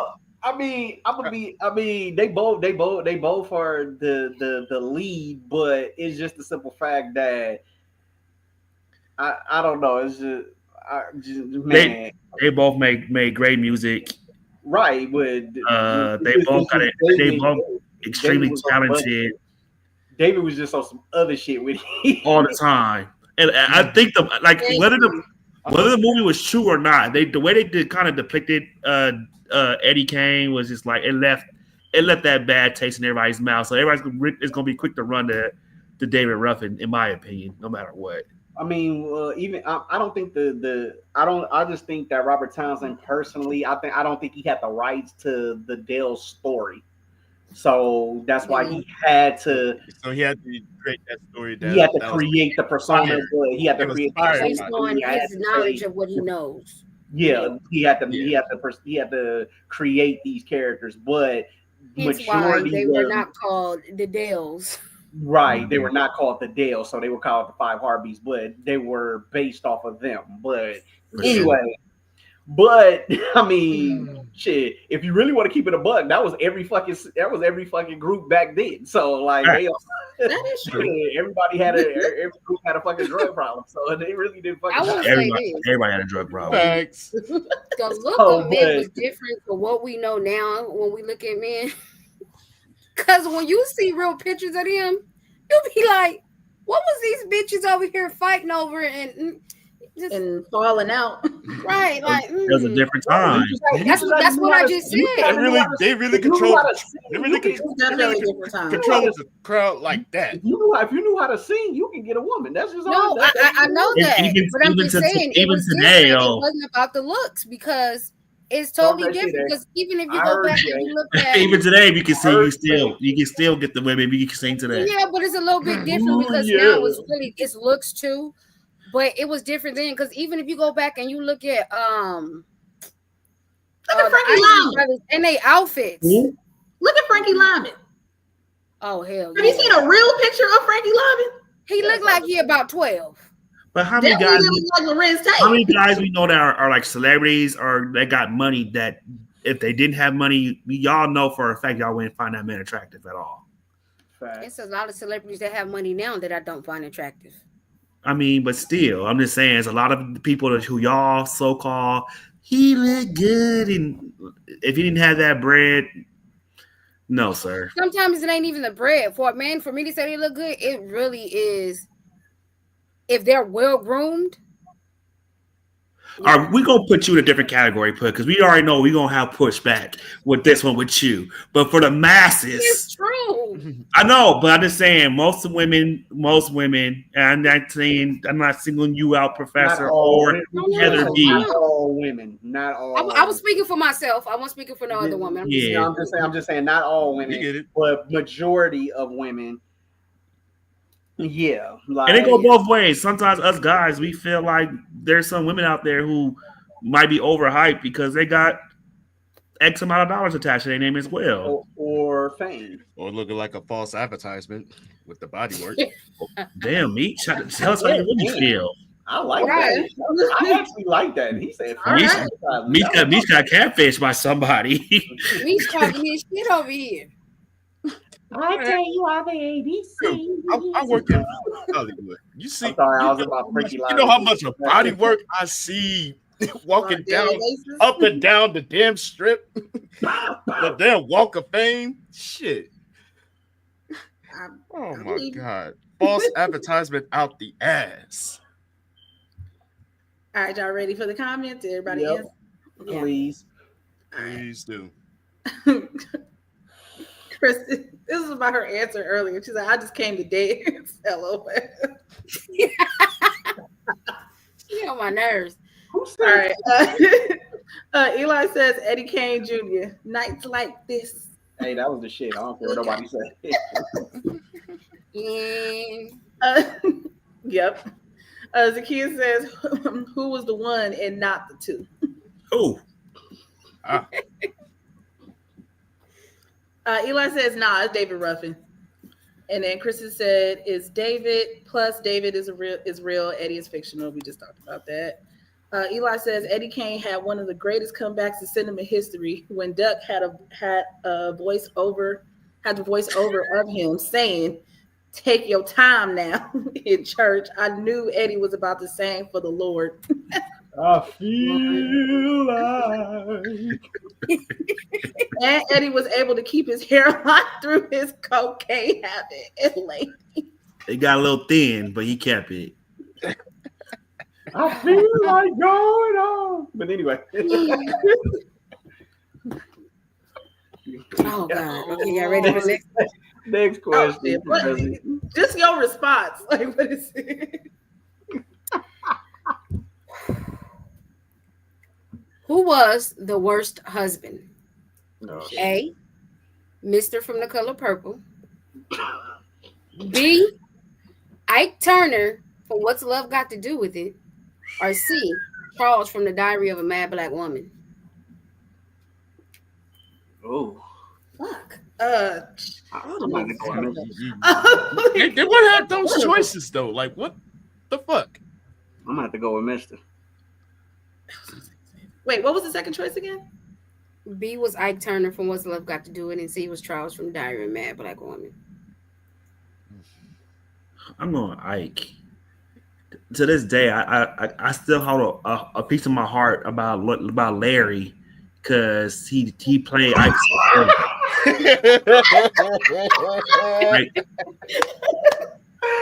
Hey, you're not gonna disrespect that man. His name is Lawrence. Like,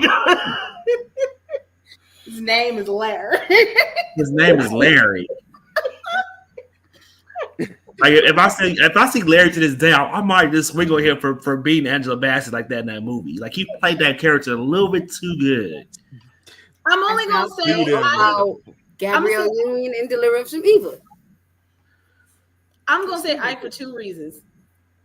One, because of course the character was real, and two, this nigga really had no kind of redemption at all or anything in regards to what the fuck he did to Tina. And I would say Mr. was fucked up, but at least in that movie, there was a bit of, redemption in the end when he tried to, do what he did.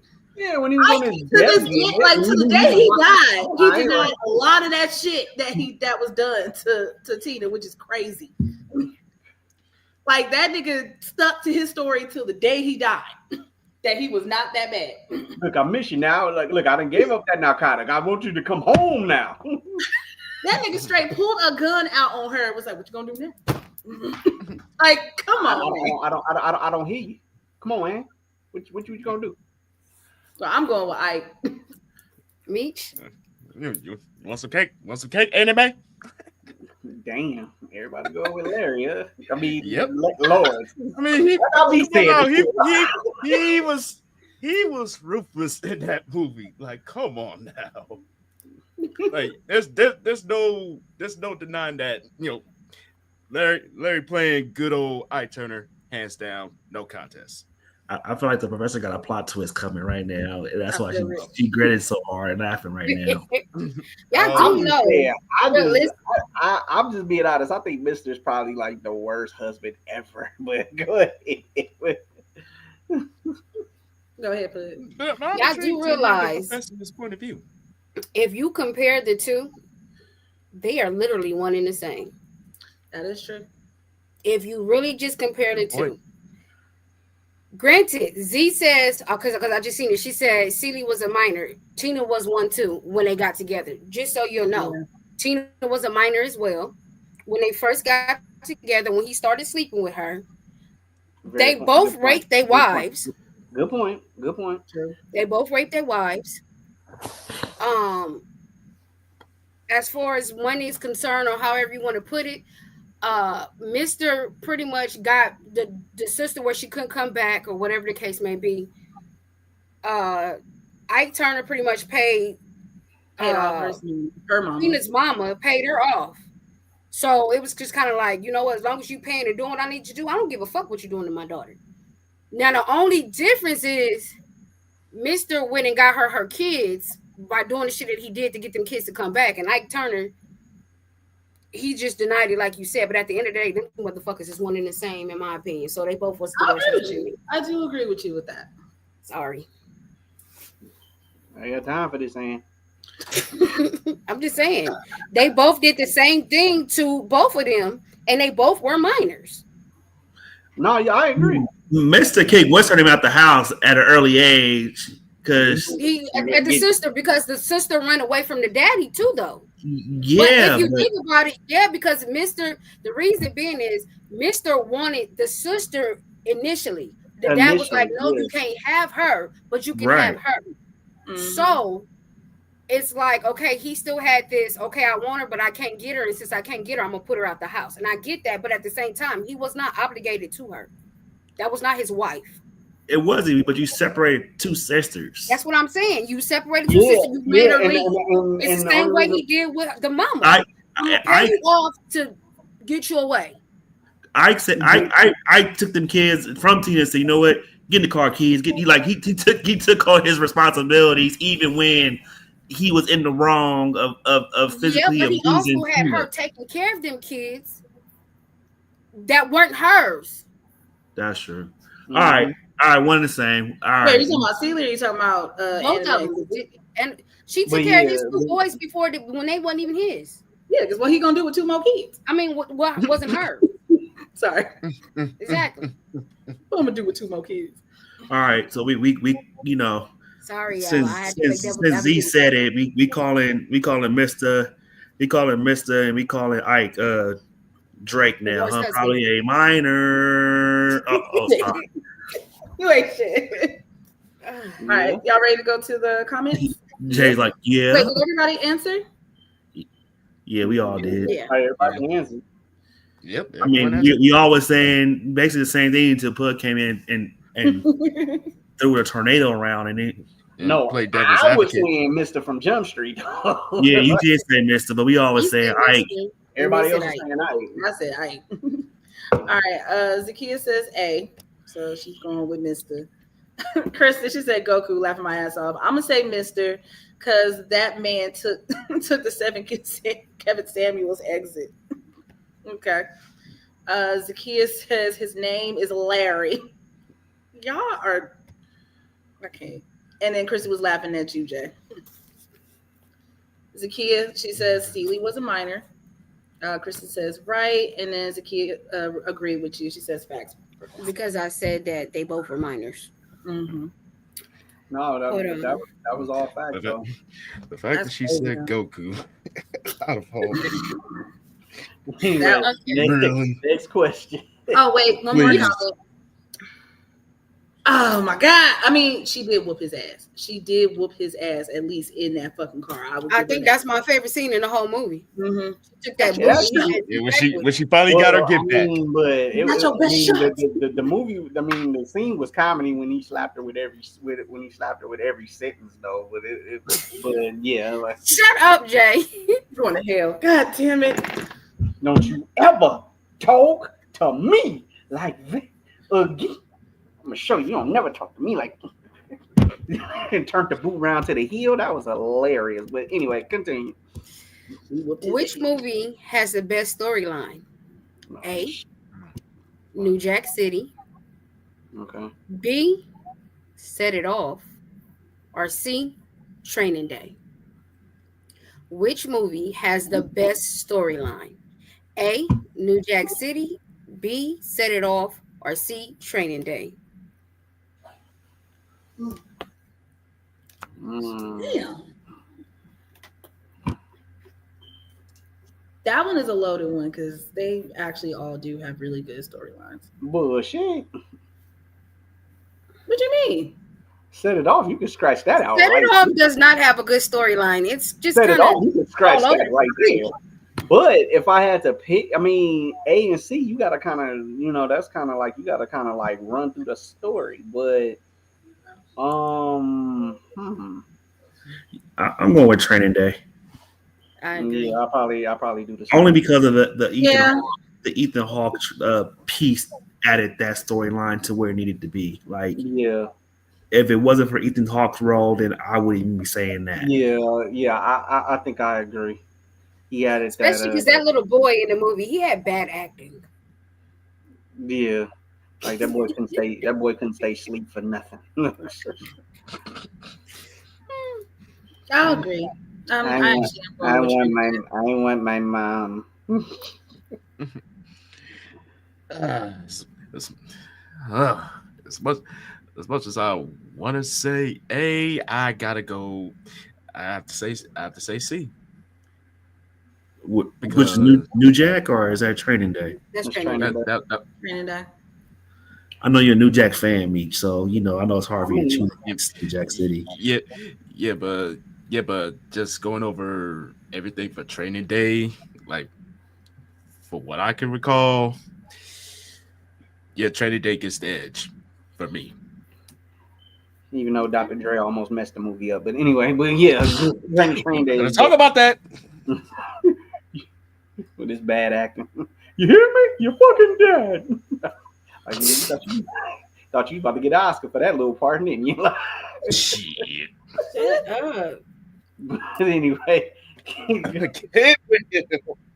the comments. Okay. Yeah. We better get like 2 or 3 more questions out. Yeah. Z says C. Eli says C, Training Day. And Kristen said Training Day. Okay, everybody said Training Day. Mm-hmm. Right. Okay. What was the best biopic? Oh, here we go. A, Michael Jackson. No, just playing. A, Get Rich or Die Trying. B, Straight Outta Compton. Or C, Notorious. Straight Outta Compton. That's the straight Outta Compton. Straight Outta Compton and C, Notorious. Wait, what was A again? A is Get Rich or Die Trying. B is Straight Outta Compton and C is Notorious. Straight Outta Compton. I gotta go with B on that one. Wasn't cool, but the fact that they that's actually I was expecting to hear other ones. I thought y'all he was gonna say like Ray or some shit. Right, like if you just said like That's actually harder. Like I think y'all being a little bit biased because of where we come from. Because Nah. Notorious is very fucking good. how is that bias?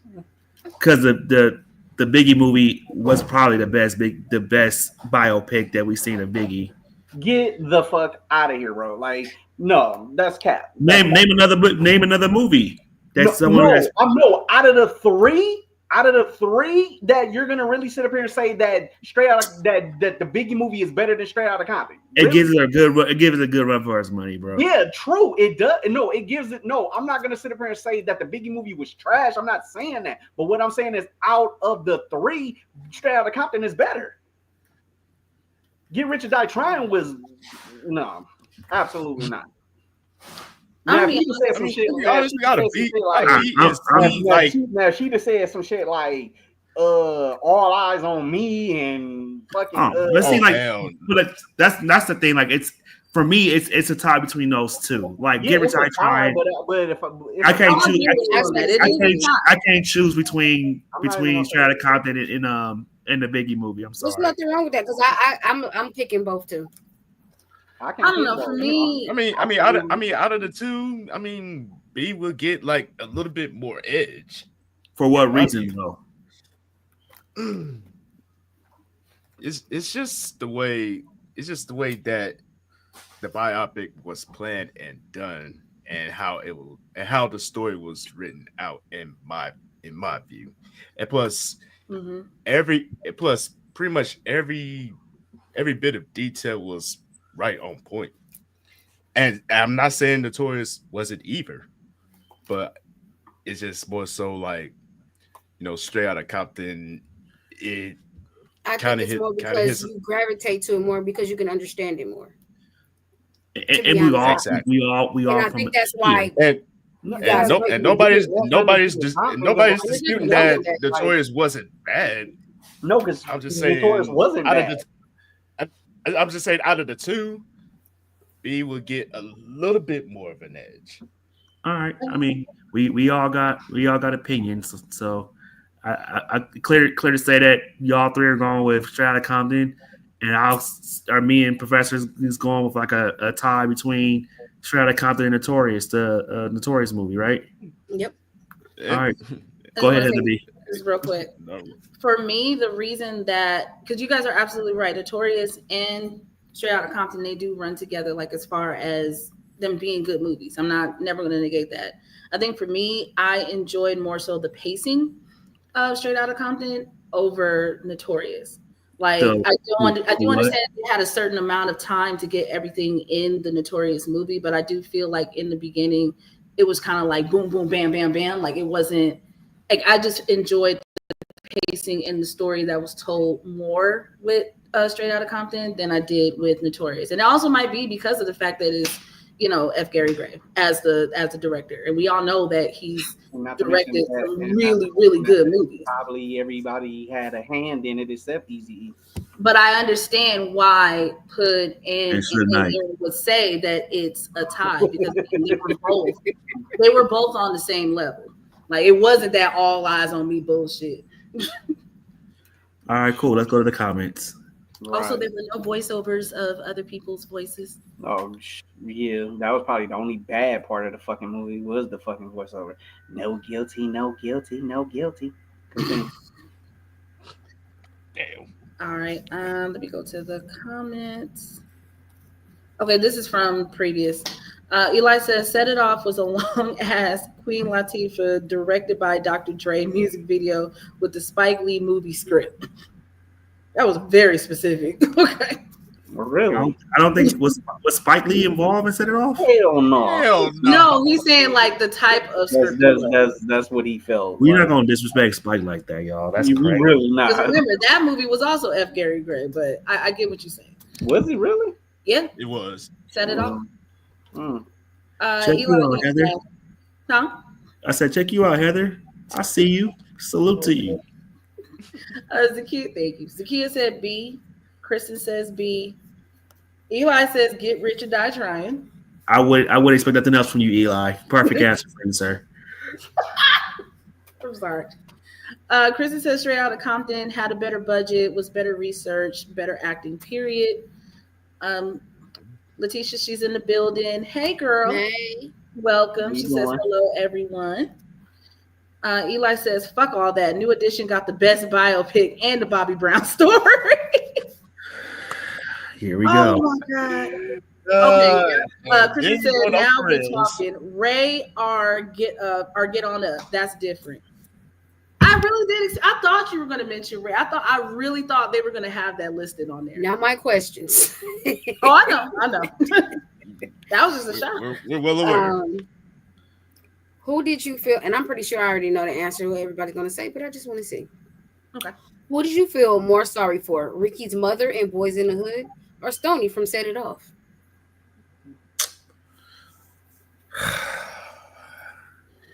Stoney from Set It Off. Ricky's mother. Ricky's mother.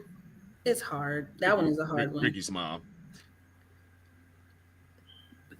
Okay, and we're gonna be serious about this one. This is kind of like the same, like the Ike and the Damn.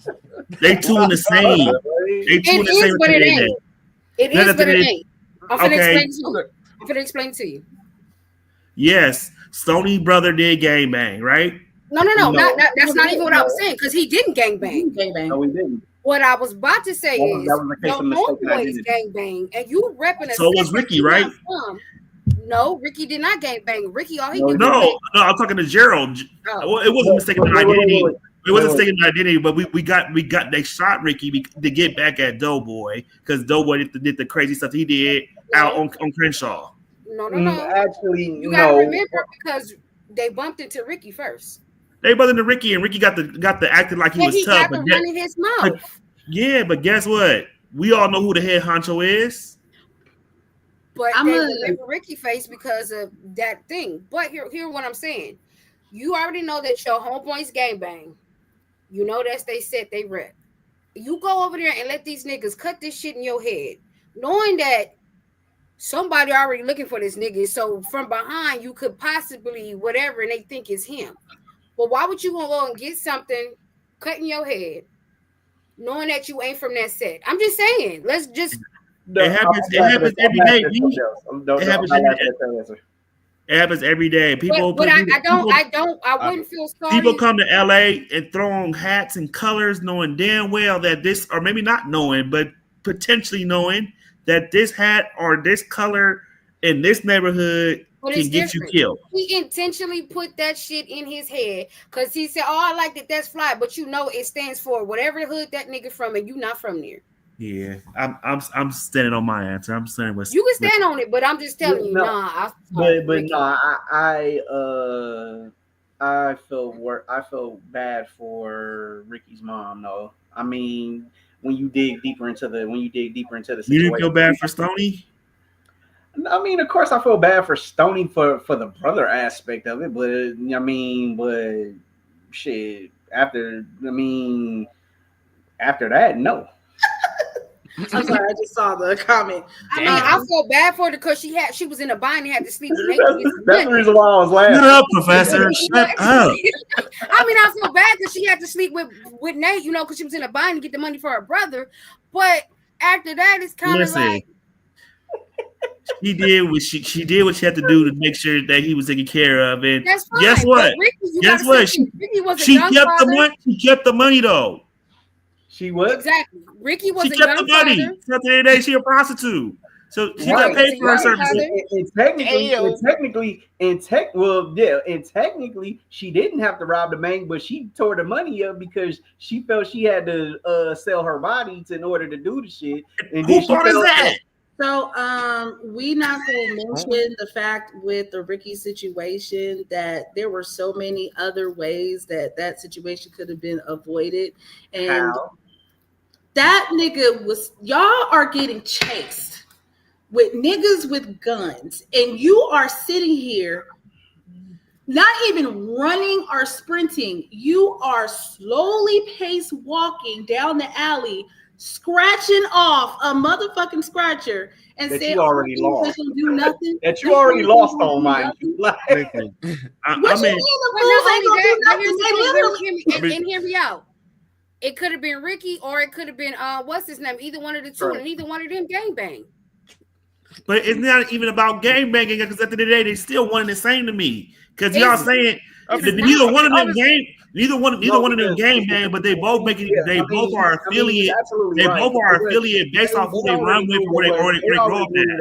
They already knew that they didn't gangbang or whatever. They was just How many people that we personally know that don't game bang that get killed from But gang it's still violence not by the same because being? you feel more bad too because one, Ricky had Ricky had a child himself. He I'm not gonna didn't feel do nothing. I'm not gonna feel bad because he had a child himself and he got a scholarship to USC. Well, I have another one to throw in there. I mean, Go ahead. we're no, talking about. I feel bad. I feel bad for Ricky's mom because she lost her son. She lost both her sons in a matter of 2 weeks. But we're not talking about both her sons at this end of the day. Let's go back to that though. Let's go back to Ricky's mother because when you look at Stoney, she was doing everything for her brother. It may not have been the best decisions, but at least you knew that she had all intentions for him to get the fuck about the hood, and it was about him and him only. It had nothing to do with her. And Stoney was a better sister than what Ricky Mama was. No, but listen, no, I'm not saying that. I know you're saying that they're one and the same. What I'm saying is having a kid in high school is a good role model in the hood. What but Stoney, but Ricky's mother was nowhere near what Stoney was to her brother. When you look at Ricky's mother and how she treated the two, it was almost as if she looked at Ricky as her fucking golden ticket. And possibly that was her setup or that was her fault for treating one son better than the other son, thinking that she's gonna get a better life because I'm restricting this son to be this type of way. I don't think it was that. I think it was more so because Doughboy went to jail, and because he was fucking up, she had to say, "Okay, Ricky, I gotta keep him out of the bullshit like his brother." And that's why she treated him different. Pretty much, Ricky became her safe haven. Doughboy was a fuck up from the beginning. It's true. Doughboy was a fuck up from the beginning. If you really look at it, yeah, because even when he was a little, even when they were little kids, before he was bad as hell as a kid. Before his first arrest, she was always cussing Doughboy out and treating him different than Ricky. I think y'all proving my point at the end of the day. Like, they both kind of two in the same. I am at the end of the day. So now that I'm saying this shit out loud, I don't feel sorry for neither one of them. So I mean, they both two in the same, in my opinion. I don't know. For me, as far as feeling bad for someone losing somebody, I understand the significance of it being Ricky's mother because that's his mother.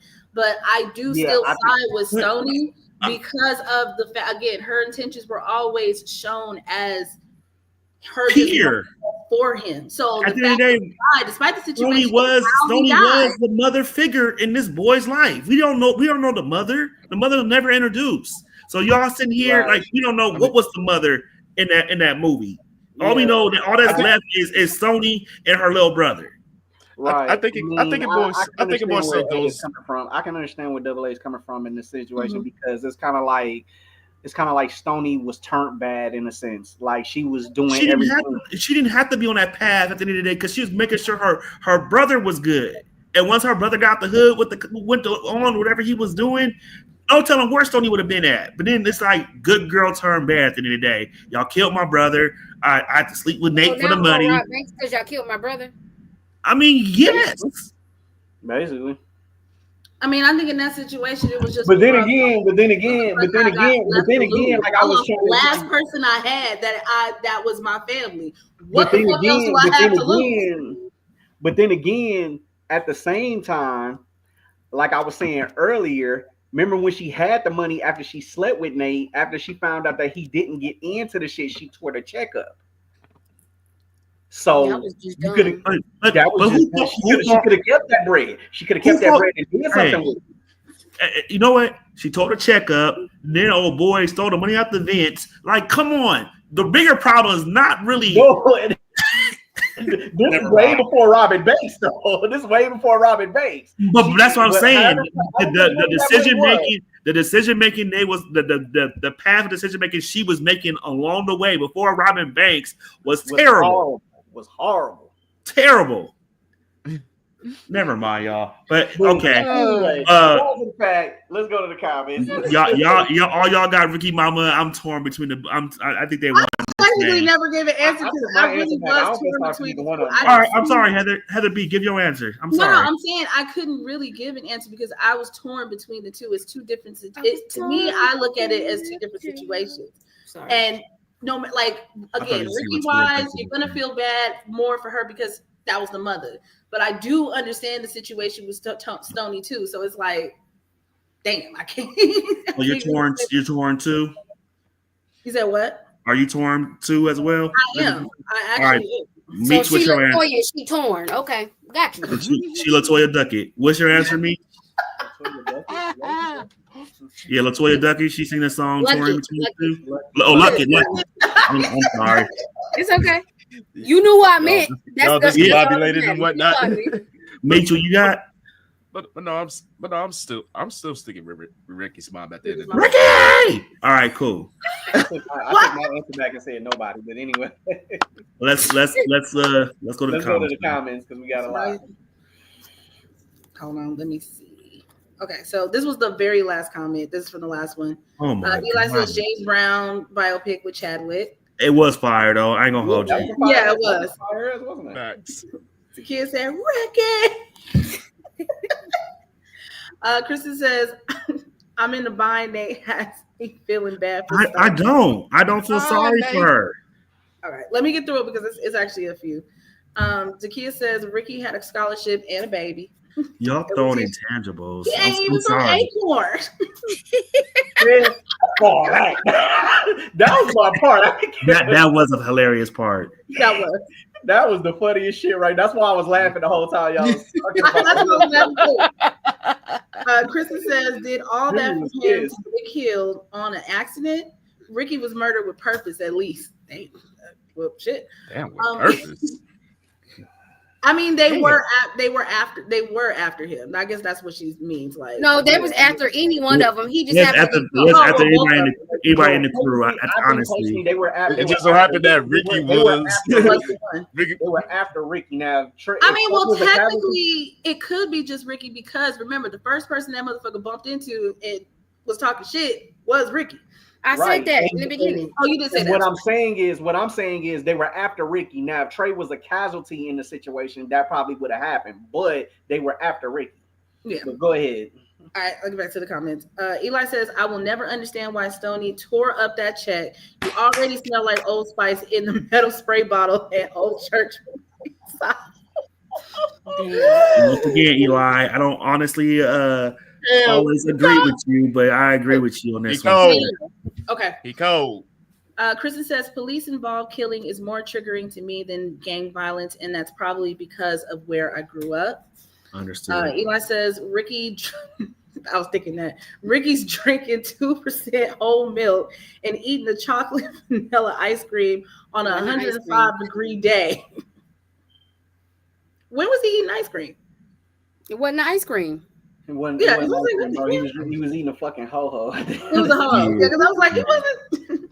But she says on a 105-degree day, thinking he can run a 4.4 sprint. Time out. My thing was, why you didn't zigzag? Why you thought you was gonna outrun the nigga straight? That's my point. But even worse than outrun the bullet. No, you would have been better jumping over and getting bit by that motherfucker dog. You could have jumped someone's fence, or you could have jumped in someone's backyard. You ran straight down a straight alley. Like, come on now. A straight alley with nothing else in it. Like, it was you didn't leap from yard to yard or anything like that until you could have just ran in zigzag. There's no way this nigga. Like, I would have ducked on the side somewhere. I got a drink of weed. Nigga, piss on yourself. Get the fuck where you need to get. Because like I said, these three weirdos in the fucking in this red Nissan, they only had one shooter. So it's like this nigga, he had to.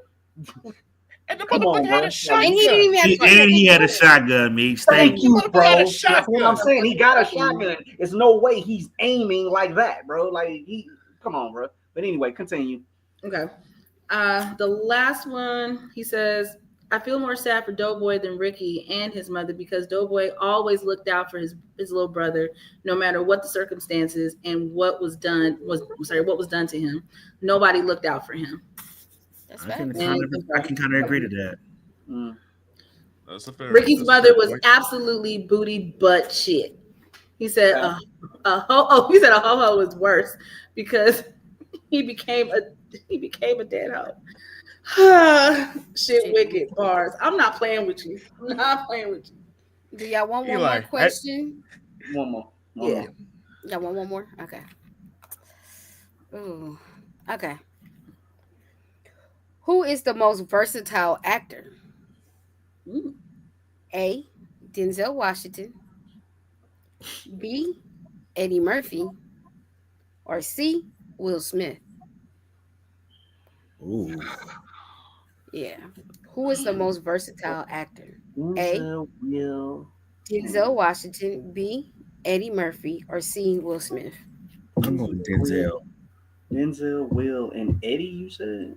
Mm-hmm. It's between Denzel and Will. Denzel, Will, and Eddie. But I'm kind of more going towards Denzel. And that's honestly based on the fact that I just recently watched Gladiator 2. And I'm going with Will. I think I'm gonna go with Denzel. I'm going with Will.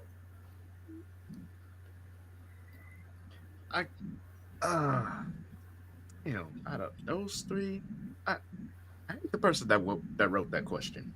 To be honest, I hate him with a fucking passion. In case the person that wrote that question is listening to this, I hate you. Strong word. I fucking hate you. But if I have to Aaron, say, Aaron, don't go looking up shit. I see you over there. I already gave my answer, but at the end of the day, I'm gonna stand on what I said because Wait, what was your answer? Denzel. I said my answer before he yours. did say Denzel. But I am looking up the movies now, so I do it. Jay memorizing the shit in his head. Yeah, no, I really am because I'm really. I can see.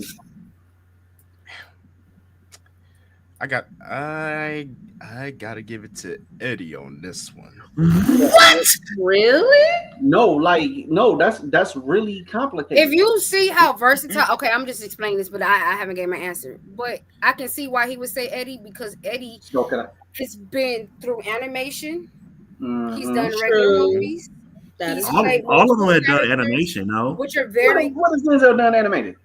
The one shit. The what? That's a cartoon. Shit.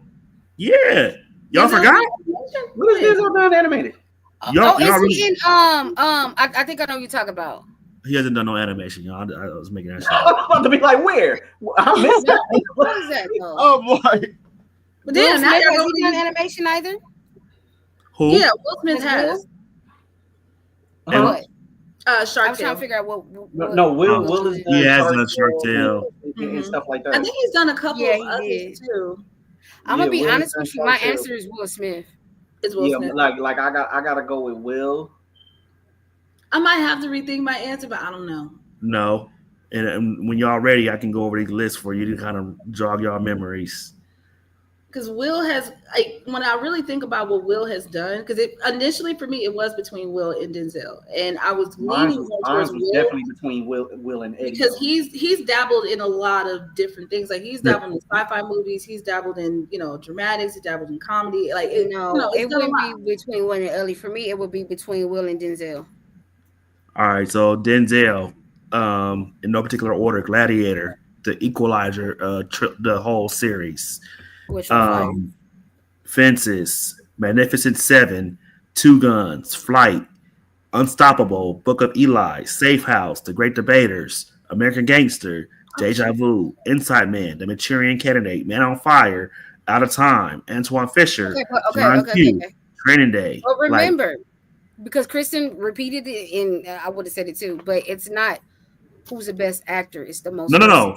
versatile. So again, like we're talking about Oh, all these the different movie. roles. You're talking about from being somebody inspirational to being the bad guy to being the cop to Will Smith, Bad Boys, the whole thing. Mhm. He even played a The gay man. King Richard. He did. Don't do that. He did. But yes, true, but don't do that. Yeah. I wasn't being funny. He really did play a gay man. That's Yeah. a versatile Yeah. role. But so did Denzel in Philadelphia. He kind of had a little. He did. He did too. Denzel I did. really forgot Denzel about did. that. It Denzel was a did. little questionable moments. Bad Boys, King Yeah, it Richard, was questionable in that moment. Spies in Disguise, Gemini Man, Aladdin, Bright, Collateral Beauty, Suicide Squad, Focus, Concussion, um, Anchorman 2, Men in Black, the whole 7 pounds, Hancock, Well, Hitch. De Niro, one So and the same.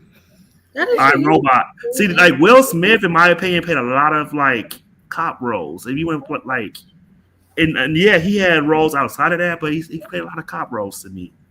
Like Eddie Murphy, we moving on. Oh shit, Eddie Murphy. Yeah, Eddie Murphy definitely played a whole lot of cop roles in this Beverly Hills Cop for sure. But again, um, You got something Beverly against Hills cops. Cop, Kenny King Lane, You People, Can't Coming was to good too. America, Dolomite is my name, Mr. Church, 1,000 Words, Tower Heist, Imagine That, Meet Dave, Shrek, Yeah, oh damn. Norbit. Norbit, Dreamgirls, The Haunted Mansion, Daddy Daycare, I Spy, Pluto Nash, Showtime, Dr. Doolittle, Nutty Professor, Bowfinger, Life, Holy Man. Oh, we that deserves on the bad list too, by the way. Yeah, Holy Facts. both is fingers was crazy. annoying too. Facts. Holy Uh, man. Yeah. Holy man was garbage. But listen, Metro, Boomerang, Harlem Nights, 48 Hours, Coming to America, the first one. Uh, yeah, Trading Places, 48 Hours. So again, like I think between Eddie and Will, they got a lot of cop movies, and I ain't gonna say Denzel don't, but versatile is it do get kind of tricky when it comes to the versatile conversation. It's just, I guess, just to each his I own mean, on what they feel is I guess versatile. when it comes to the three, it's whatever's your cup of tea at the end of the day. Yeah, True. and there really ain't no right or wrong answer, y'all. So It's at the end really of the not. day, I It just really is. I just look at it from a sense of the two that they. I mean, maybe they did play a lot of cop movies, um, but when it came to it, like it came to a lot of like I don't see Denzel playing a lot of kid movies that or that to where they were kid friendly movies, I should say. yeah, I understand. Denzel probably missed that in his repertoire And as that's far. where I was like, okay, that's where I think that's where the versatility kind of missed the boat for as far as the box checked off for Denzel. I think Like maybe the only family movie, well, the one that pops up in my head the most would be Remember the Titans for him. or Murder Preacher's Time. Wife, or maybe Preacher's Preacher's Wife. Wife. Yeah, Eddie Bridger's wife. You're right. I mean, So but Gerald, based off the stories you told earlier, you was watching these crazy movies in kindergarten, and going back to I school mean, talking about yeah, that's pussy. me And, though. Like, you know what I mean? Everybody wasn't raised in my household at the end of the day, in my pop's household at the end of the day. So, and You'd I be wouldn't surprised at the suggest children it. much.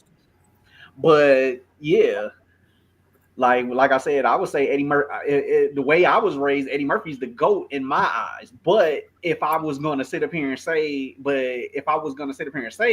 but Will Smith, yeah, he definitely has good movies at the end of the day. I mean, But all three of them got good movies. yeah, all three of Definitely. them got good Yeah. movies. But if I was gonna go that route, I would say like, yeah, probably Will in a sense. But when you brought out the good the cop role thing, I'm like, okay, maybe maybe that is a good point. Let's go to the comments. Has everybody got an answer? Yeah. Nah. Yeah, I believe Yeah. so. All right, let's go to the comments, y'all. Okay. Zakia said A. Christina said, Denzel. Kristen, Says the most versatile, it's down to Denzel and Will. But I feel like Denzel makes a part him in a film, and Will becomes a part of the film. You're right about that. I'm going with Will. Muhammad Ali to Mike Laurie are two different people. So I agree with that. I mean, No, because I have Z it. makes a good point. Don't worry about it. Z just made a good point. All right, cool. Okay. Oh, damn. Zakiya says Denzel was a slave, gangster, jazz player, paraplegic, and Malcolm X. And don't even forget about He Got Game, where he was a inmate, deadbeat slash buying hookers. So yeah, I mean Denzel can play them roles. Yeah. Kristen, I can't agree with you with that. Like she said, Denzel in Gladiator is basically I can Roman see. trade today. But I can I mean, see. I think him I can being see that evil, though. I can see it from that angle, but it's definitely not that. it's different. But It's I see different. what you're saying as far as him playing the bad guy. Yeah. Eli says, his character work from The Devil in the Blue Dress is not the same as his character in Malcolm X, in Training Day, and Equalizer. He is able to be more consistent over a longer period of time. Kristen says, the question is most versatile, not who is better. True. She also says, Will has Wild Wild West, Aaron. But Wild Wild West is a cop movie. We a Western cowboy basically. Fighting off the doctor. I like Wild Wild West. I do too. I'm not saying it's a bad movie, but he's still being a cop. Just so he's I mean, he is a cop. So okay. And then Kristen says, okay, but how many gun-toting hero flicks does Denzel have? Denzel plays himself in roles more often to me than Will does. I don't agree with that. I don't know if I agree with that one, but okay. Okay, Eli says Eddie is more consistent when it comes to embodiment of a character and drawing an audience in when it comes to inviting you in the world of that character and giving you emotional ties of said characters. For example, Boomerang, Life, Harlem Nights, and Shrek. Kristen asked Zakiya, so did Will Emancipation was his slave movie? Zakiya says Will and Eddie play predictable characters in their movies, comedy or cop based. And Eli says Will is going to make you believe the personalities of those characters while swaying your emotions. For example, Men in Black, I Am Legend, I, Robot, and so on. Damn, y'all really talked y'all shit in the last one. Personal opinion about it. Okay. So since that happened, I got one more. Okay. I'm cool with that. Which actress gives the most powerful performance? A. Angela Bassett. B. Viola Davis. C. Halle Berry. We all kind of trash. Like powerful, that's not the three women I would have named. I'm sorry. Angela or Viola Davis? Viola Davis had one good movie, two good movie stops where it was powerful roles. Like y'all be ready to give Viola Davis all these like awards, and she only been in the game 10 years, and 4 of them years was COVID years. God damn. In the game longer than that. I get it, but like when is she when you say roles, you got to remember because she didn't just play in movies; she's also played in TV shows. So we're not just saying movies because it doesn't just say. We're not talking about TV shows. No. It says powerful roles. It didn't say powerful performance. Yeah, it didn't say movies. It didn't say just movies. Sorry. But Angela, hands down. Yeah, I'm glad no one's gonna say Holly. I'm not saying that. Did you say Holly? No, I said I'm glad no one's gonna say Holly. Oh, you see my face? I thought you said Hassan. Y'all don't listen. No, I don't. I called it. Call what? He's looking at the comments. Angela, hands down though. Angela, no contest. if those are the choices. To be honest out with of the you, three, despite Viola coming on this, I mean that's pretty much the only thing to me that puts. Not the only thing. Angela Bassett really does have way more. She has way more characters that she's played. I'm not, but it doesn't take away from Viola being a strong actress as well. That's Because the exactly. But being Angela, I will beautiful, still give it to the Angela for the help simple fact. wonderful. Coretta Scott King. Mm-hmm. She played Biggie's mom.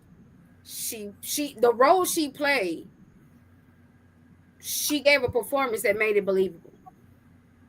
So I'm still picking her, but I'm just saying, give I'm not Viola her well. flowers. I'm not saying none of Yeah. these women. I'm not saying none of these women are great actresses. I'm just saying Yeah, that I'm just saying the choices. It's like, ugh. I thought we would have chose stronger women roles, Like actresses, who? Such as? I mean, the only one I've thought I Loretta would put is like, Devine, Yeah, or the Brother Devon would have been a good one. um, Fuck. Compared to Angela Bassett, shit. I mean, everybody knows she's the pinnacle of what a woman actress is, but somebody who can go neck for neck with her is As far as powerful performances is concerned, Well, my question is because y'all saying y'all thought they would have picked something better, so y'all don't think Angela deserves to be on that list? Is what I'm no, no, no, asking. no. I'm not no, no, no, saying no, no, that. no, no, no, no, I'm Okay, no. not saying okay, Angela. that's I'm just that's saying that's the other two the women was other kind two. of Okay, like because I was like, why not Angela? That's what I was thinking. Like, Oh no, why not like Angela? but somebody when you think of you know, Angela's someone performances, that could you would be think maybe on other par with people Angela is what we were saying. because she's up it there. was a runaway for Right. Angela in our opinion. yeah, Okay. definitely. It really Basically, is. But I understand where you're coming from, Put, as far as like Viola, we ain't just gonna put her I ain't on the gonna side just gonna like throw her to the that. wolves and be like, no, Oh like no, she's a good absolutely actress. not. I'm not gonna say that she's better than Angela. No, what I'm No. saying is give her her flowers because she did her shit. Now, I would have even True. said, what's the chick that got the same last name as me? Something Spencer. Oh, Octavia. Octavia, Octavia Octavia Spencer. Spencer. Hmm. She's a damn good actress. that's a fact. That's a fact. But I think Angela is the pinnacle. Like nobody, I don't think anybody's gonna top her, honestly, as far as actresses are gonna go. So it's like when you put Angela up there, nobody's gonna top her. So if you're gonna Okay, put so actresses let's scratch against Angela somebody, out for a second. you might as well put actresses against each other and leave Angela alone. That's what I'm saying. So we're gonna take Angela out. What three would you put Yeah. against each other? You can If we take do Angela out of the equation, what three are we putting together? Because we know that's a mother. yeah. You can do some shit like I don't know, like Neil Long What? and I don't know. Shit, I'm I'm looking just at the I'm comments. Somebody guessing. said Regina King. Regina King, Hell She yeah. is a good one. Taraji P. Henson, a Okay. Yeah, Gabrielle Union, a I'm throwing No. Lynn Kerry, Whitfield a up in there. Kerry Washington, a Whoopi Goldberg, a Pam Grier, um, Okay. So a you said Whoopi Goldberg. You Felicity don't think Richard. Are you just reading those? I'm reading yeah, some of them. yeah. but I'm asking this question. You said Whoopi. You don't think Whoopi could go up there with Angela? She No, could. no, Why would you say no? because Whoopi has not get. I mean, besides Color Purple, what other powerful performances have Whoopi given us? Um, um, I had it in my head and it completely slipped out. Refresh my memory. I was gonna be funny and say which call it. What? What? Killer Girls? No, No. This nigga ceased all laughter. Like what? No, I'm being like I'm being honest here. I'm not gonna lie, Jay. I That want low to key was know. in my brain too. But it was something else though. Like she. Whoopi got some movies, No, she got and movies. I mean, Yes, the don't only get other me movie wrong. I I'm love thinking of is Whoopi Made in Goldberg. I love America. Whoopi Goldberg. She's a legend. Yes, but do I think she's the pinnacle of what Angela No, I Bassett didn't is? say. I didn't say the No, we no. pinnacle. said I'm not we saying said Up that. there with Angela. other women up there with her, I'm and you saying said is she the pinnacle? no. Yeah, But I asked remember, could Whoopi be up there with her. we removed Angela, but Put asked would Whoopi be up there with Angela? Honestly, in my opinion, no. Okay. That's interesting. I get that. I mean, because I'm really trying to remember like other movies that Whoopi has done. think I mean, she. she got what? Gold. She got gold. She got what? Oh yeah, Ghost. There we go. That was the other movie. That was a good movie. Yes, she did she gave a hell of a performance, but What's the was movie it? that she played where she raised a little white girl? Karina, Oh, Karina. Karina. Karina was a good ass motherfucking That was movie. good. Yeah, Karina it was was good. good. It was good. Cinderella was good. I guess because my was. brain keeps going to like a lot of the movies that she did like in the 90s and in the late 80s. So my brain for some reason keeps going to Eddie. It keeps going to like the Sister Act. smaller movies that she did. Thank you, Aaron. Sister Act. Sister Oh Act. yeah, Sister Act. One, Gosh, two, It was damn. good. I personally, and y'all gonna hate me when I say this, but I think one is better than two. But whatever. I said it, and I will continue to say that shit. Everybody, you go my head when I say that. Not gonna But change his Aaron. mind. Aaron. it's my opinion. Opinions It's are like my assholes, opinion. and everybody's got one. Yeah, that's very true. Very, Oh shit. Oh, very God, true. One, we gotta go one to is the comments. one and better than two is just crazy to me, It's Gerald. I'm crazy, sorry. right? It may be crazy, but it's my You opinion. gonna sit here and I say think one is Lauren better Hill than was two. Lauren Hill's a non-factor in the whole Get the, series is get crazy. the You fuck really said F that? out of- Yes, I really think that. You Yes, tripping. I really You think are that. tripping. No, I'm not. But okay, like I said, everybody think two is better than one. I personally think one is better than two. Like It's- that's just my personal opinion. Is it because it's the original story and is specifically because I do realize that with No. the second story, it is more based around the school and the kids. And So what's the second one? the second one, that's what I'm talking about. The second one. Well, the But first one is first too. They raising money because they losing the school. The second one is they performing in the choir to raise money to keep the school.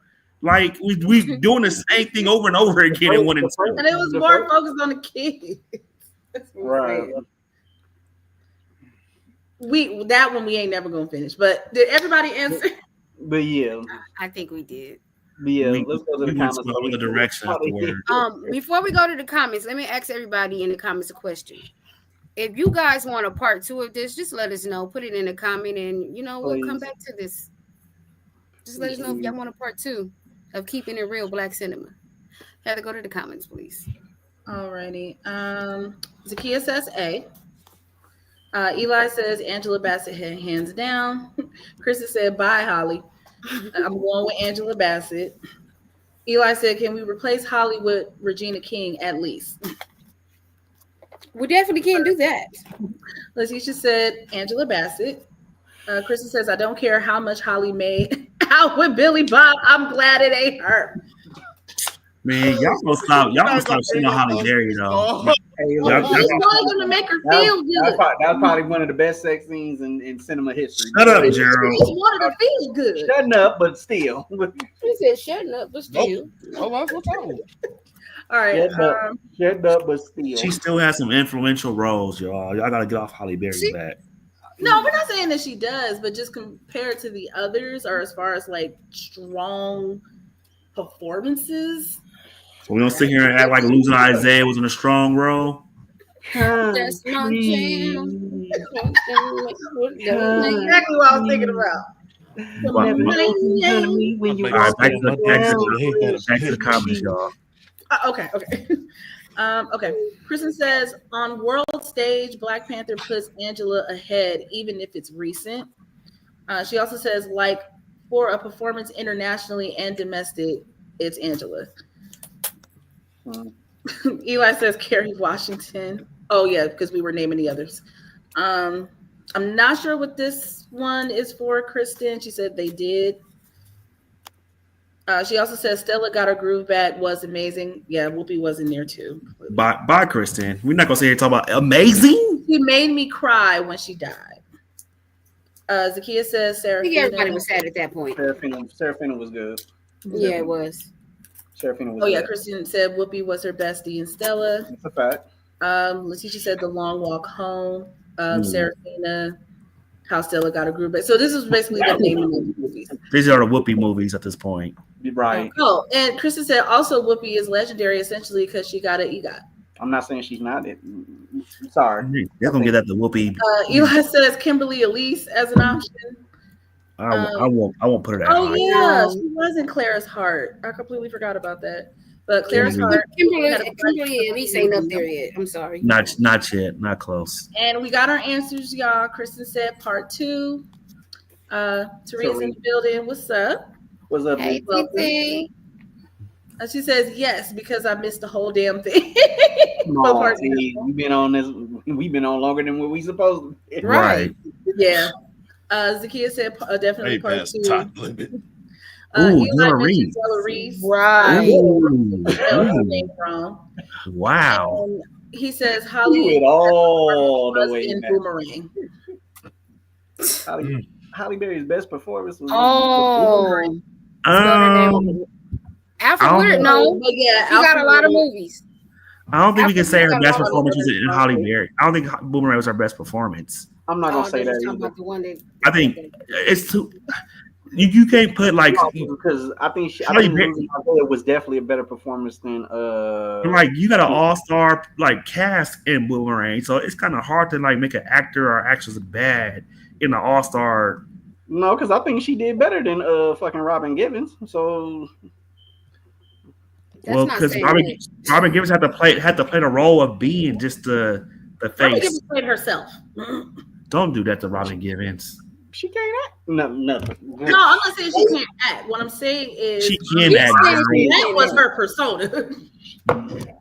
That's crazy, y'all. Hey, Just- Whatever. You can be Oh, you can be more into a pretty face than to be an actress, man. See, I didn't say that. Gerald said that. I did, but okay.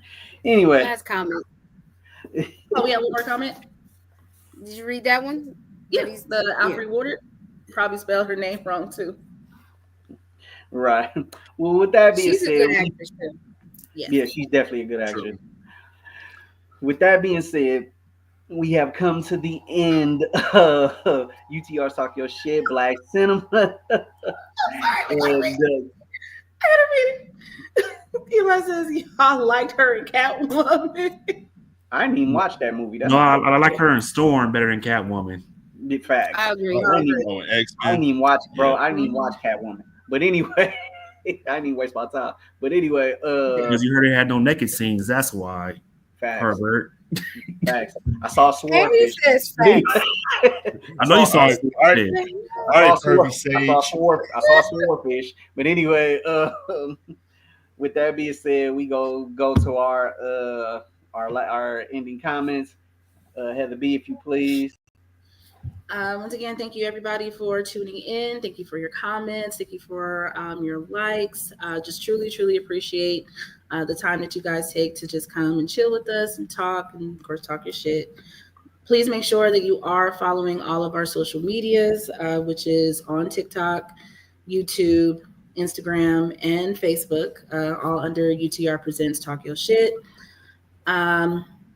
Also, we will be gone for about a week, so just wanted to say, you guys give an early happy birthday to Jay. His birthday is coming up, as well as give a early happy birthday to Meech as well. We'll be back before Meech's birthday. I know, I'm just getting it out there. They both Pisces. No, you can't do that. You gotta let Jay have his time and then give Meech his time. My No, No Pisces offense to you, Meech. I'm just saying. We still gonna say it even when we come back. I don't really have any final thoughts. Just everybody. Yeah, I really don't have any final thoughts. Just love everyone, love all the support that you give us, and just tune in for part 2. Yep. Meech, final thoughts. Man, final thoughts. Well, before I get to that, I'll definitely say everyone that came and showed up and showed out in the comment section. Y'all brought the energy like over like 9,000 tonight, and that's the truth. And we really do appreciate that because it's y'all giving us that energy that make us want to do better and crank out more of these segments for and entertain y'all the best way possible. And yeah, I really don't have any final thoughts on this one because I I'm just more so like, pretty much thank you for giving us the energy to pretty much pretty much giving us the incentive to do what we do every segment. And I'll just leave it at that. Okay. Took a while, but I got it. Asshole. I'm sorry. I was in my Harlem Nights moment. But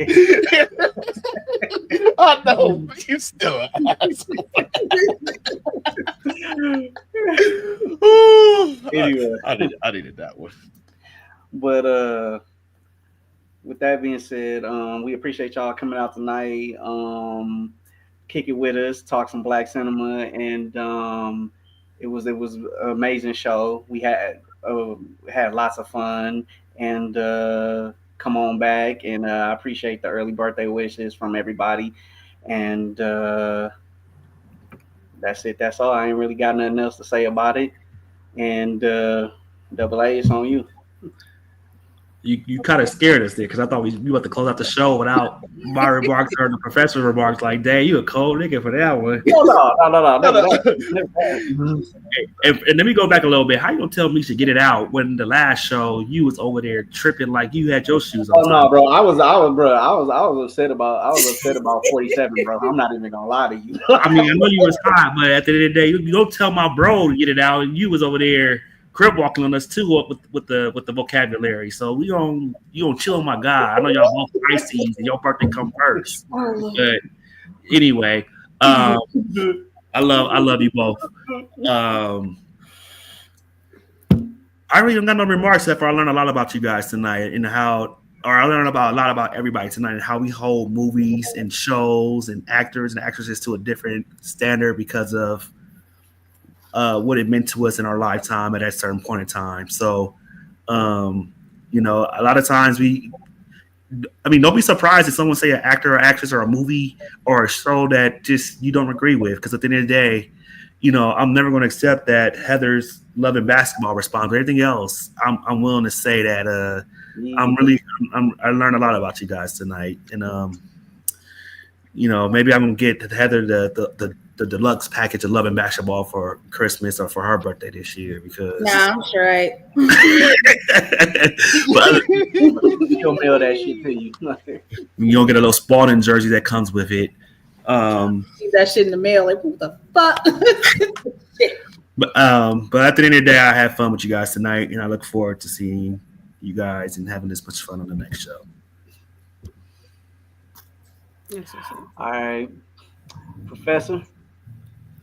I want to tell everybody thank you for coming to the show, showing out.